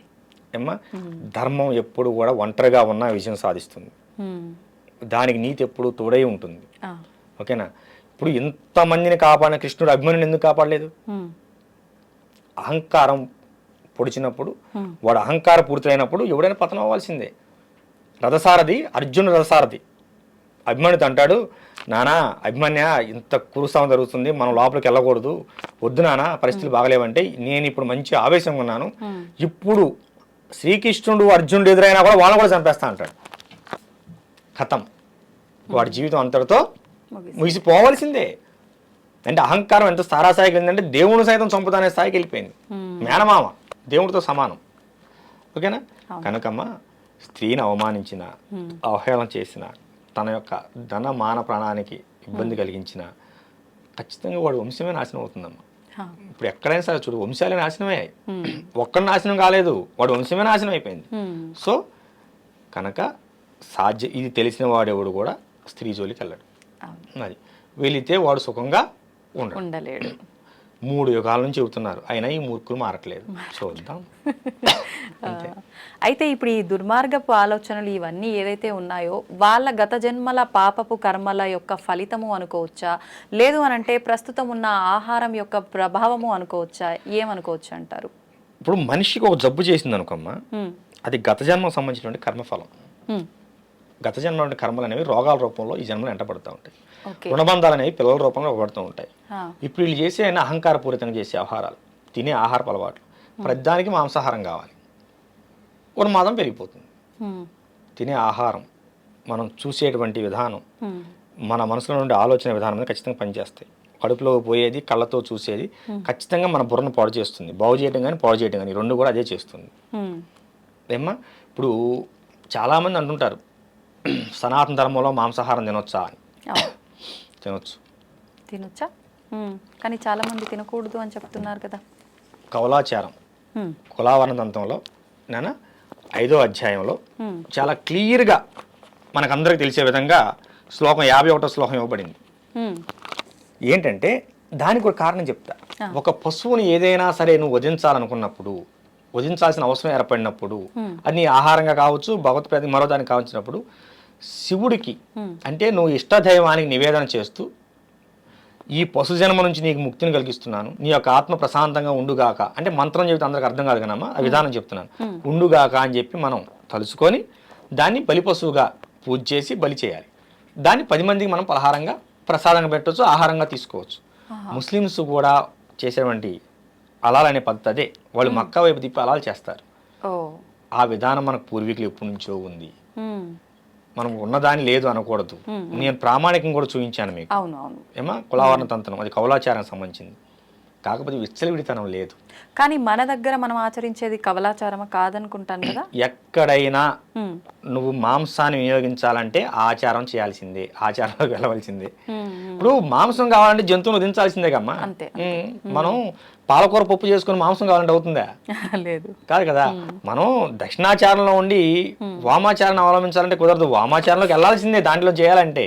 కనుక కౌలాచారం వామాచారం దానికి సంబంధించినవే, కులాచారానికి సంబంధించినవి. మనకి ప్రతి గ్రామానికి ఊరు బయట ముత్యాలం ఉంటుంది, ఊళ్ళో బొడ్రాయి ఉంటుంది. బొడ్రాయి ప్రతిష్టప్పుడు దున్నపోతుని బలిస్తారు, అందరూ తెలిసిందే, బహిరంగానే ఇస్తారు. మరి అప్పుడు వీళ్ళందరూ ఏమైపోయారు పండితులందరూ. కానీ ఇప్పుడు అంటున్నారు కదా అవి కూడా తప్పు. ఇక్కడే వస్తుంది నాన్న, మన ధర్మం ఇక్కడే భ్రష్టపడుతుంది. నువ్వు గతాన్ని మర్చిపోవద్దు. గతంలో మనకంటే గొప్పవాళ్ళు ఉన్నారు, నువ్వు గొప్పవాళ్ళని భావించు, నువ్వు గొప్పవాళ్ళైతే కావచ్చు, కానీ మన పూర్వీకులు ఎందుకు అవమానిస్తావు? మన పూర్వీకులు గొప్పవాళ్ళు కాదా? కొన్ని వేల సంవత్సరాలకు ఎందుకున్నది ఈ ఆచారం? మీరు పెట్టింది కాదే, నేను పెట్టింది కాదే. ఈ మాంసాహారం ఆచారం కొన్ని వేల సంవత్సరాలుగా లేకపోతే, కొన్ని యుగాలుగా లేకపోతే అసలు మేకను నువ్వు ఇంట్లో పెంచవలసిన అవసరం ఎందుకు వచ్చింది? చెప్పు నాన్న. దాన్ని పెంచడం వల్ల నీకు వచ్చిన ఉపయోగం ఏంటి? ఆడుతూ పాడుతూ పెంచుకునేది ఆవు కాదే. మన ఇంట్లో మన ఆచారం సనాతన ధర్మం ప్రకారం అది గోవు కాదే. మరి గోవు కానప్పుడు మనం గోవును మాత్రమే పాలు కోసం, ప్రేమ కోసం, ఆధ్యాత్మం కోసం పెంచుకుంటాం. ఏ తల్లి, అవునా కాదా? ఎందుకంటే మనం ఉదయం లేవగానే గోవుని చుట్టాన్ని ఆనందపడతాం, సర్వదేవతను చూసినట్టు సంతోషపడతాం, గోవుని తాగి పులకరిస్తాం. నువ్వు మేకను తాగి పులకరించవే, గొర్రెని తాగి పులకరించలేవే. మరి నీ ఇంట్లో కోడి ఎందుకు? అడవిలో కోడి తిరుగుతున్నాయి కదా, నువ్వు ఇంట్లో కోడి ఎందుకు పెంచుతున్నావు? నువ్వు పెంచలా, నీ పూర్వీకులు పెంచారు. ఏనా? వాస్తవాలు మాట్లాడుకుందాం. వాస్తవాలు ఎప్పుడు కఠినంగా ఉంటాయి. జ్వరం తగ్గించే టాబ్లెట్ ఎప్పుడు చేదుగా ఉంటుంది. నువ్వు తినటాన్ని నువ్వు ఆధ్యాత్మికం నేర్పు, ఆహారాన్ని గురించి చెప్పు మాకు. ఆధ్యాత్మికం మాత్రమే చెప్పు. ఒక ఆధ్యాత్మికంలోకి వచ్చినప్పుడు వాడు ఎలా ఉండాలని వాడే మారుకుంటూ వస్తాడు. ఒక స్థాయికి వెళ్ళిన తర్వాత మాంసాహారం తినకూడదు అనే విషయం వాడికి తెలిసినప్పుడు వాడే మానుతాడు. నువ్వు ఆహార అలవాట్ల గురించి చెప్పకు. ఎప్పుడైతే నువ్వు వాడి వ్యక్తిగత జీవితంలో జొరపడతావో వాడి ఆహార అలవాట్లకు సరితూగేటువంటి వేరే మతాన్ని ఎత్తుకుంటాడు. అవునా కదా తల్లి? ఇప్పుడు మన పూర్వం, ఇప్పుడు గ్రామానికి ఊరు బయట, మా జుజ్జూరు గ్రామంలో ఊరు బయట ముత్యాలం తల్లి ఉన్నది. ఆమెను 1819వ సంవత్సరంలో పునఃప్రతిష్ఠ చేసినట్టు ఉన్నది. అంటే ఇప్పుడు 200 సంవత్సరాలు దాటిపోయింది. పునఃప్రతిష్ఠ చేసినట్టు, అంతకుముందు ప్రతిష్ఠ చేసి ఎన్నాళ్ళు అవుతుంది మనకు తెలియదు కదా. పునఃప్రతిష్ఠ చేసినట్టు ఉంది. మరి ఆమె దగ్గర ఎప్పటి నుంచో సాధనలు జరుగుతున్నాయి, కొన్ని వందల వేల సంవత్సరాల నుంచి. అప్పుడు నువ్వు పుట్టావా, నేను పుట్టానా, ఇది చెప్పిన వాళ్ళు పుట్టారా? కానీ అప్పుడు వేదం పుట్టే ఉందిగా, ఉపనిషత్తులు ఉన్నాయిగా, ఏమ్మా అన్నీ ఉన్నాయి కదా, మన పురాణాలు ఉన్నాయిగా. మరి అప్పుడు వాళ్ళకి తెలీదా? కనుక ఎదుట వాళ్ళ ఆహారం మీద నువ్వు ప్రవచనాలు ఇవ్వకు. గరికపాటి వారు, చాగంటి కోటేశ్వర గారు లాంటి మహానుభావులే ప్రవచనకర్తలు, వాళ్లే ఒప్పుకున్నారు మాంసాహారం నిషిద్ధం కాదు నాన్న, విచ్చలవిడిగా తీసుకోకు. మాంసాహారం తీసుకున్న రోజు దేవాలయానికి వెళ్ళకూడదా నిజంగానే అలా? మరి ఒక జీవిని చంపి నువ్వు తిన్న తర్వాత నీ శరీరం మైలైనట్టేగా. మరి అమ్మవారికే నివేదన చేస్తుంటారు కదా, నువ్వు నివేదన చేసుకుని బయటకు వచ్చావుగా. నివేదన చేసే ముందు అక్కడ నువ్వు మాంసాహారం తీసుకుని వెళ్ళలేదు కదా. ముందు అక్కడికి వెళ్ళి ఈ బలి పశువుని పూజ చేసి బలి ఇచ్చిన తర్వాత అక్కడ నువ్వు బయటకు వచ్చేస్తావుగా.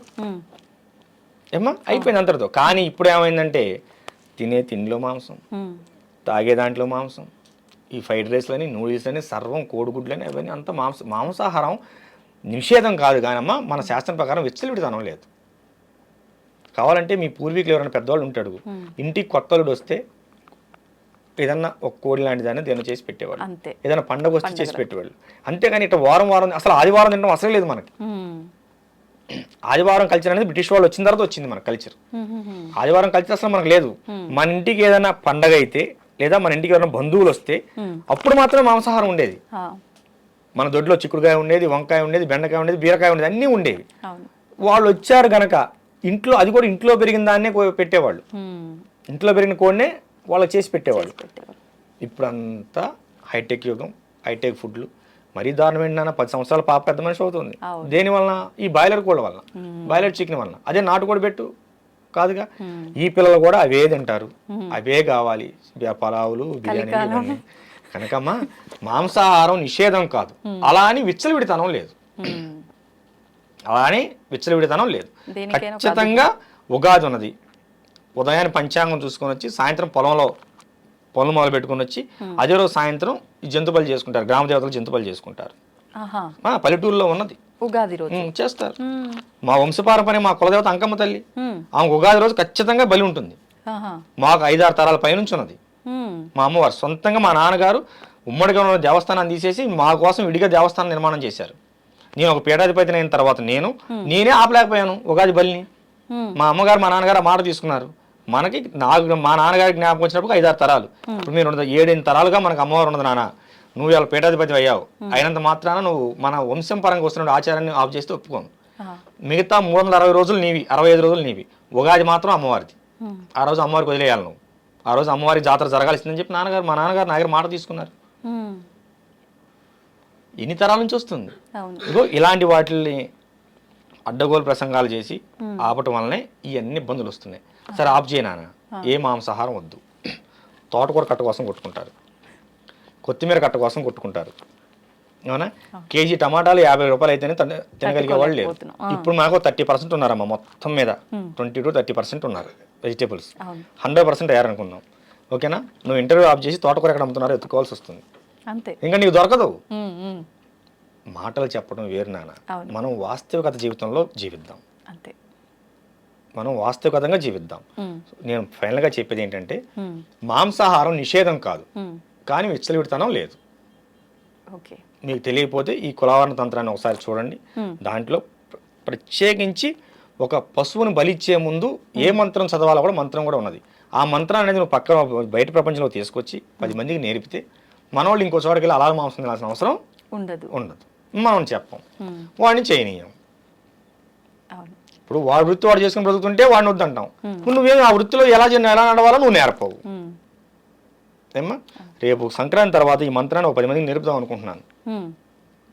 ఈ మాంసాహారం జంతు బలి మంత్రాన్ని బాబు, హలాల్ మంత్రం ముస్లింస్కే కాదు హిందువులకు కూడా ఉన్నది, బలి మంత్రం అని చెప్పి ఒక 10 మందికి నేర్పితే ఈ 10 మంది వెళ్ళి ఇంకో 10 మందికి నేర్పుతారు. మరి ఇప్పుడు పనిలో పని చెప్పేస్తే లేదు నాన్న, గురువు గారు అనుమతి లేదు. అవునా? సరే గురువు గారిని చెబుదామని ఆగా. ఒకవేళ మీరు గురువు గారు అనుమతి ఉన్న ఇలా వీడియో రూపంలో అందరికి చెప్పొచ్చు. అవకాశం ఉంటే మళ్ళీ మీ ఛానల్లోనే చెబుతాను ఈ విషయాన్ని అంతా. ఓకేనా? అది ఖచ్చితంగా చెప్పాలి నాన్న. ఇప్పుడు కటిక వాళ్ళ ఒక తెగ ఉన్నది, మన హిందూ ధర్మంలో కటిక తెగ ఒకటి ఉన్నది. అవునండి, వాళ్ళే మాంసాహారం చేస్తారు. వాళ్ళు గాని రజకులు గాని చేయొచ్చు. అసలు వాళ్ళిద్దరికి తప్పు లేదు. రజక వర్ణానికి కానీ కటిక వర్ణానికి కానీ తప్పు లేదు. అసలు ఆ వర్ణం వాళ్ళే లేరు ఇప్పుడు. ఏమైపోయారంటారు? వర్ణాలన్నీ మాయమైపోయినాయి అమ్మా, మనమే మాయం చేసుకుంటున్నాం. నువ్వు వెళ్ళి ఎక్కడో తెచ్చుకుంటున్నావు, వీడి కొట్లో కొనవు, వీడి ఎండోళ్ళు ఎగలు తోలుకుంటాడు, వీడికి భార్యాపిల్లలు ఉంటాడు కదా, వీడు వాడి కింద కూలికి వెళ్తున్నాడు. మన ధర్మాన్ని మనం బతికించే ప్రయత్నం చేయాలి.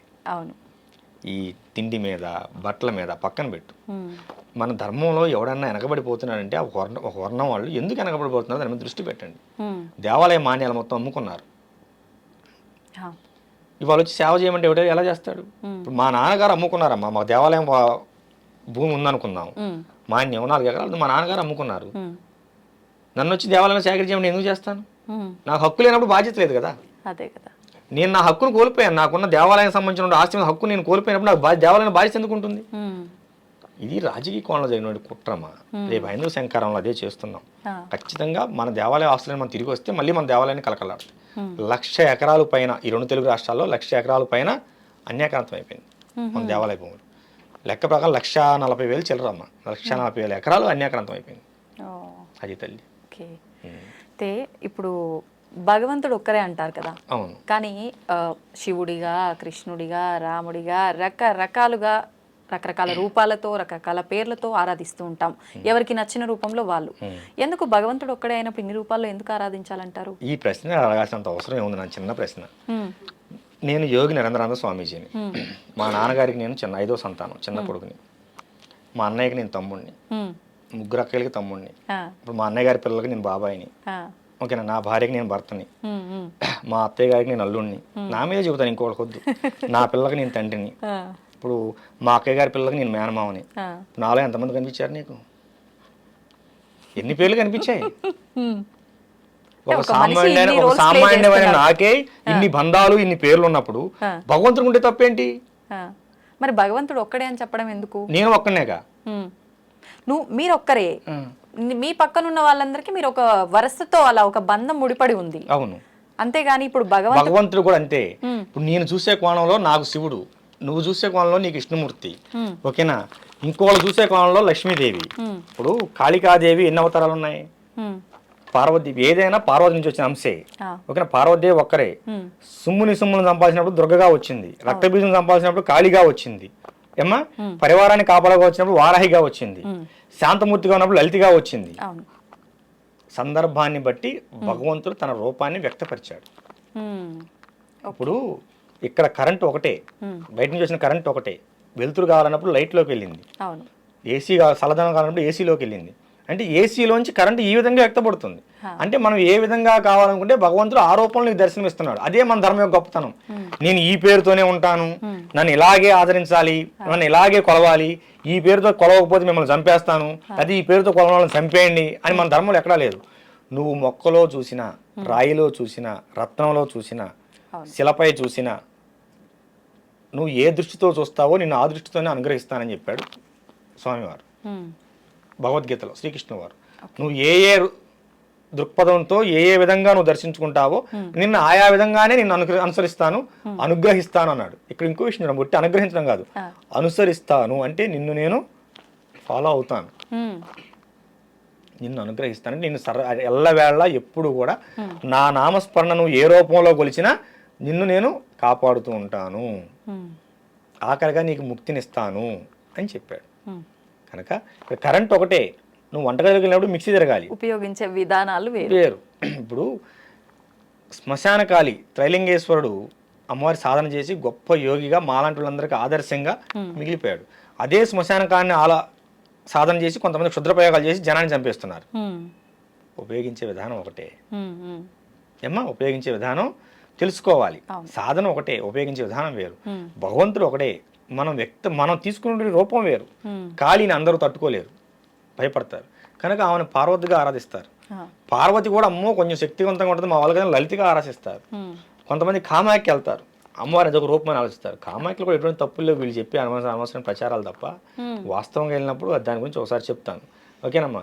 అలా ఉంటుంది, ఇలా ఉంటుంది, అవి పెడతారు, ఇవి పెడతారు, ఏమీ పెట్టరు, అంతా వైదికమే, అంతా వైదికమే. ఇప్పుడు ఈ కౌలాచారంలో చేయాలనుకున్న వాళ్ళైనా చేసుకుంటారు, తప్పులేదు. ఎందుకంటే అసలు మన ధర్మాన్ని కాపాడింది కౌలాచారమే. నీకు ఆ విషయం తెలుసా? ముస్లిమ్స్ పరిపాలనలో మన దేవాలయాలని బంధించేసినప్పుడు, కూల్చేసినప్పుడు, మీకు దేవుడే లేకపోతే మీరు పూజలు ఎక్కడ చేస్తారని చెప్పి అప్పుడులో నవాబులు మనల్ని హింస పెట్టినప్పుడు చెట్టు కింద రాయబెట్టి ఆమెనే ముత్యాలమ్మన్నారు, ఓకేనా? వేప చెట్టుకి పసుపు రాసి మహాలక్ష్మి అమ్మవారు అన్నారు, రావి చెట్టుకి పసుపు రాసి నారాయణ అన్నారు. ఇంకా గుళ్ళోకి ఎవరు పోలా. మరి ఇప్పుడు ఏ ఆచారం కాపాడింది మన ధర్మాన్ని చెప్పునా? గుళ్ళో కొబ్బరికాయ కొట్టలా, ఊరు బయటకు వచ్చి ఆపు చెట్టు కింద ముత్యాలమ్మని చెప్పి విగ్రహం పెట్టి కోడిని కోసారు, పందిని కోసారు. కోడిని కోస్తే వస్తున్నారు ముస్లిమ్స్ దండయాత్రకు వచ్చి, ఎవడా కోడిని కోసింది వాడిని చంపేస్తాం వదిలేస్తాం అన్నారు. పందిని కోసారు. పందిని కోస్తే ముస్లిమ్స్ రారుగా, పందిని కోసే ఆచారం అక్కడ వచ్చింది వీళ్ళ దెబ్బకి. అంతకుముందు వారాహ అవతారం మన పందిని కోసేవాళ్ళు కాదు. ఈ తొగ్లక్ల పరిపాలన వచ్చిన తర్వాత, ముస్లిం పరిపాలన వచ్చిన తర్వాత వాళ్ళు మన దేవాలయాల మీద దాడి చేస్తున్నారు, ఆ మొత్తంలో రాయి పెట్టుకో పందిని పోయిన అన్నారు. ఇవాళ దేవాలయానికి రారు, ఎదురుగా గ్రామ దేవతను పెట్టుకొని పందిని బలి ఇచ్చేవాళ్ళు. దాన్ని చండా ప్రయోగం అంటారు. ఏమీ తెలియకుండానే మన పూర్వీకులు చండా ప్రయోగం చేసి ముస్లింస్ ఆఫ్ చేశారు. అమ్మా మరి ఏది కాపాడింది? నువ్వు ఇంట్లో కూర్చొని మాంసం తినొద్దు, బయటని ఎవరు దాడి చేయొద్దు, చేతులు కట్టుకున్న మన నీ ప్రవచనం కాపాడిందా? అప్పుడు మన పూర్వీకులు తెగింపు చేసేసిన బొల్లు కాపాడే మన ధర్మాన్ని. అమ్మా ఇప్పుడు కూడా కాశీ దగ్గర దేవాలయం అందరు కాక కొట్టుకుంటున్నాం, అవునా? అలాంటి రాజమండ్రిలో ఒక దేవాలయం మీద మసీదు కట్టారు, కట్టుకున్నారు. వాళ్ళ ఆధిపత్యం ఉంది, వాళ్ళు కట్టుకున్నారు. దాన్ని మనం ఏమంటానికి ఏం లేదు. ఇవన్నీ పక్కన పెడితే 4 నెలల క్రితం తమిళనాడులో ఒక దేవాలయాన్ని మసీదు కిందకి ఇచ్చారు. ఆ విషయం మీకు ఎంతమంది తెలుసు? దేవాలయం పాడుపడిపోయిందని చెప్పి దాన్ని బాగు చేయించి మన తమిళనాడు ప్రభుత్వం మసీదు కిందకి ఇచ్చేసింది. ఏమ్మా మాటలు చెప్పడం వేరురా తల్లి, ఆచరణలోకి వెళ్ళిన తర్వాత అది వేరుగా ఉంటుంది. ఓకే, ఈ బలి అనే ప్రాసెస్ వచ్చిందే అక్కడ. నాన్న ఈ మధ్య లవ్ జిహాదుల గురించి కొత్తగా ఒక స్లోగన్ వచ్చింది, గమనించిందా? హిందువులందరూ కూడా పంది మాంసం తినండి అని డైరెక్ట్ గా చెప్తున్నారు. మన హిందూ ధర్మరక్షణ సమితి పెద్దలు 2-3 మీటింగ్లో నేను స్వయంగా విన్నాను, మీకు వీడియోలో ఉంటాయి చూసుకోండి. పబ్లిక్కి చెప్పినవి అవన్నీ. ఈ లవ్ జిహాద్ని తట్టుకోవాలంటే ఆడపిల్లలకి పంది మాంసం తినడం అలవాటు చేయండి అని చెబుతున్నారు. వీళ్ళు ఇప్పుడు అలవాటు చేసేది ఏంటి? మన పూర్వీకులు ఎప్పుడో చేశారు, దేవాలయాలు కాపాడుకోవడానికి పందులు కోసారు. పందులను బలిచ్చారు. ప్రతి దానికి బలమైన కారణం ఉందమ్మా. మాటలు వేరు, వాస్తవికతలోకి వెళ్దాం. ఓకేనా? కాషాయం బట్టలు పట్టుకుని ప్రతి ఒక్కడు సాధకుడు కాదు, స్వామీజీ కాదు. సాధన చేయాలి, దాన్ని సాధనాపరమైన లోతుపాతులు తెలుసుకోవాలి, అనుష్ఠానంలో బలం పెంచుకోవాలి. అప్పుడే కదా వాడు స్వామీజీ అయ్యేది, నీ దగ్గరకు వస్తే 10 మంది సమస్యలు తీర్చగలిగేది. అదేవిధంగా ఒక మాట చెప్పేటప్పుడు కూడా దాని పూర్వాపర విశేషాలను పూర్తిగా తెలుసుకోవాలి. అసలు ఈ బలి అనే ప్రాసెస్ ఎందుకు వచ్చింది అన్ని పక్కన పెట్టు. అసలు పందులు ఎందుకు బలిస్తున్నారు దేవుళ్ళకి, దీన్ని చెప్పు అమ్మా. ఎందుకు బలిస్తున్నారు? ఈ ముస్లిం దండయాత్రలను తట్టుకోవడం కోసం చేశారు. చాలా దేవాలయాలు పాయడానికి వచ్చేటప్పుడు పందులను కోసి రోడ్డుకి అడ్డంగా పడేసి మన వాళ్ళు దేవాలయాలను కాపాడుకున్నారు దండయాత్ర సమయంలో. ఇప్పుడు చెప్పు, బలి అవసరం ఉన్నదా లేదా? మీరు చెప్పండి. నేనేం చెప్పను. చెప్పురా బంగారం, ఇంత చెప్పాను, అడిగావు కదా. ఎవరు చెప్పిన విధానం వింటే అప్పుడు అది రైటే అనిపిస్తుంది. విధానం వాస్తవాన్ని ఆలోచించు. విధానాలు రైటు రాంగ్ మనకొద్దు, మనం విశ్లేషణ చేయొద్దు, మనం వాస్తవంగా మాట్లాడుకుందాం. మనం ఎత్తులో కూర్చోవాలంటే కుర్చీ అవసరం. అవును. ఇంతకంటే తక్కువ కూర్చోవాలంటే పీట అవసరం. ఏమీ లేకపోతే కింద కూర్చుంటాం. మనం ఈ హైట్లో కూర్చున్నాం అంటే మన కింద ఏదో వస్తువు ఉందనే కదా అర్థం. అంతే. ఏమీ లేకుండా మనం ఇంత హైట్లో ఎలా కూర్చున్నాం? అలాగే ఏమీ లేకుండా మన పూర్వీకులు ఒక విధానాన్ని ఎందుకు ప్రవేశపెడతారు? కరెక్ట్. అంత పిచ్చోళ్ళ పూర్వీకులు. వాళ్ళు వేల సంవత్సరాలు కట్టిన దేవాలయాలే వాటిని ఎట్ట దించాలి, రిపేర్ చేయడానికి కూడా చేత కావట్లేదు మన వాళ్ళు చాలా మందికి. అవునా? మన పూర్వీకులు పిచ్చివాళ్ళ. కనుక ఇప్పుడు నువ్వు మాంసాహారం ప్రస్తావన తెచ్చావు కనుకమ్మా నీకు ఇంత చెప్పవలసి వచ్చింది. ఎందుకంటే వాస్తవంలోకి రండి. అసలు వాస్తవం మాంసాహార విధానం అనేది లేకపోతే మన శాస్త్రంలో బలిమంత్రం ఎందుకున్నది చెప్పు ఏమ్మా? జంతు బలి మంత్రం అని క్లియర్గా ఎందుకున్నది చెప్పు. కనుక కొంతమంది అలా చెప్పుకుంటూ బ్రతికిపోతుంటారు, వదిలేయటమే. మనం ఒక విషయాన్ని మాట్లాడినప్పుడు దాని పూర్వపరాలన్నీ తెలుసుకొనే అంతే మనం దాని నుంచి మాట్లాడాలి, లేకపోతే మాట్లాడకూడదు. అది తప్పు. మొదటిసారి మీరు ఇంటర్వ్యూ ఇచ్చారని చెప్పి విన్నాను. అది కూడా మా ఛానల్లోనే ఫస్ట్ ఇంటర్వ్యూ నేను చేయడం నిజంగా చాలా సంతోషంగా ఉంది. మన ప్రేక్షకుల కోసం ఏదైనా ఒక మంచి విషయాన్ని, అది మన సనాతన ధర్మం గురించే కావచ్చు, ఏదైనా గొప్ప విషయం చెప్పాలి అని అంటే ఏం చెప్తారు? మన సనాతన ధర్మంలో తల్లి ప్రతి విషయం కూడా గొప్ప విషయమే. మన ఋషి సంప్రదాయం, మహర్షి సంప్రదాయం, మన సంప్రదాయాలు ప్రతిది కూడా చాలా గొప్పదే. మీకు విషయం తెలుసా? ఇతర దేశాల్లో ఆవు పిడకలని ఆన్లైన్లో పెట్టి అమ్ముకుంటున్నారు, కొబ్బరి చెప్పలను అమ్ముకుంటున్నారు, వేప పుల్లలను అమ్ముకుంటున్నారు, గంజిని అమ్ముకుంటున్నారు, బియ్యం అన్నం కాసినట్టు గంజిని అమ్ముకుంటున్నారు. మన వాళ్ళు అవన్నీ మోటి అని చెప్పి ఎవడో తీసుకొచ్చినాయని ఆ పిజ్జాలు బగ్గర్లు తిని క్యాన్సర్ పేషెంట్లు అవుతున్నారు.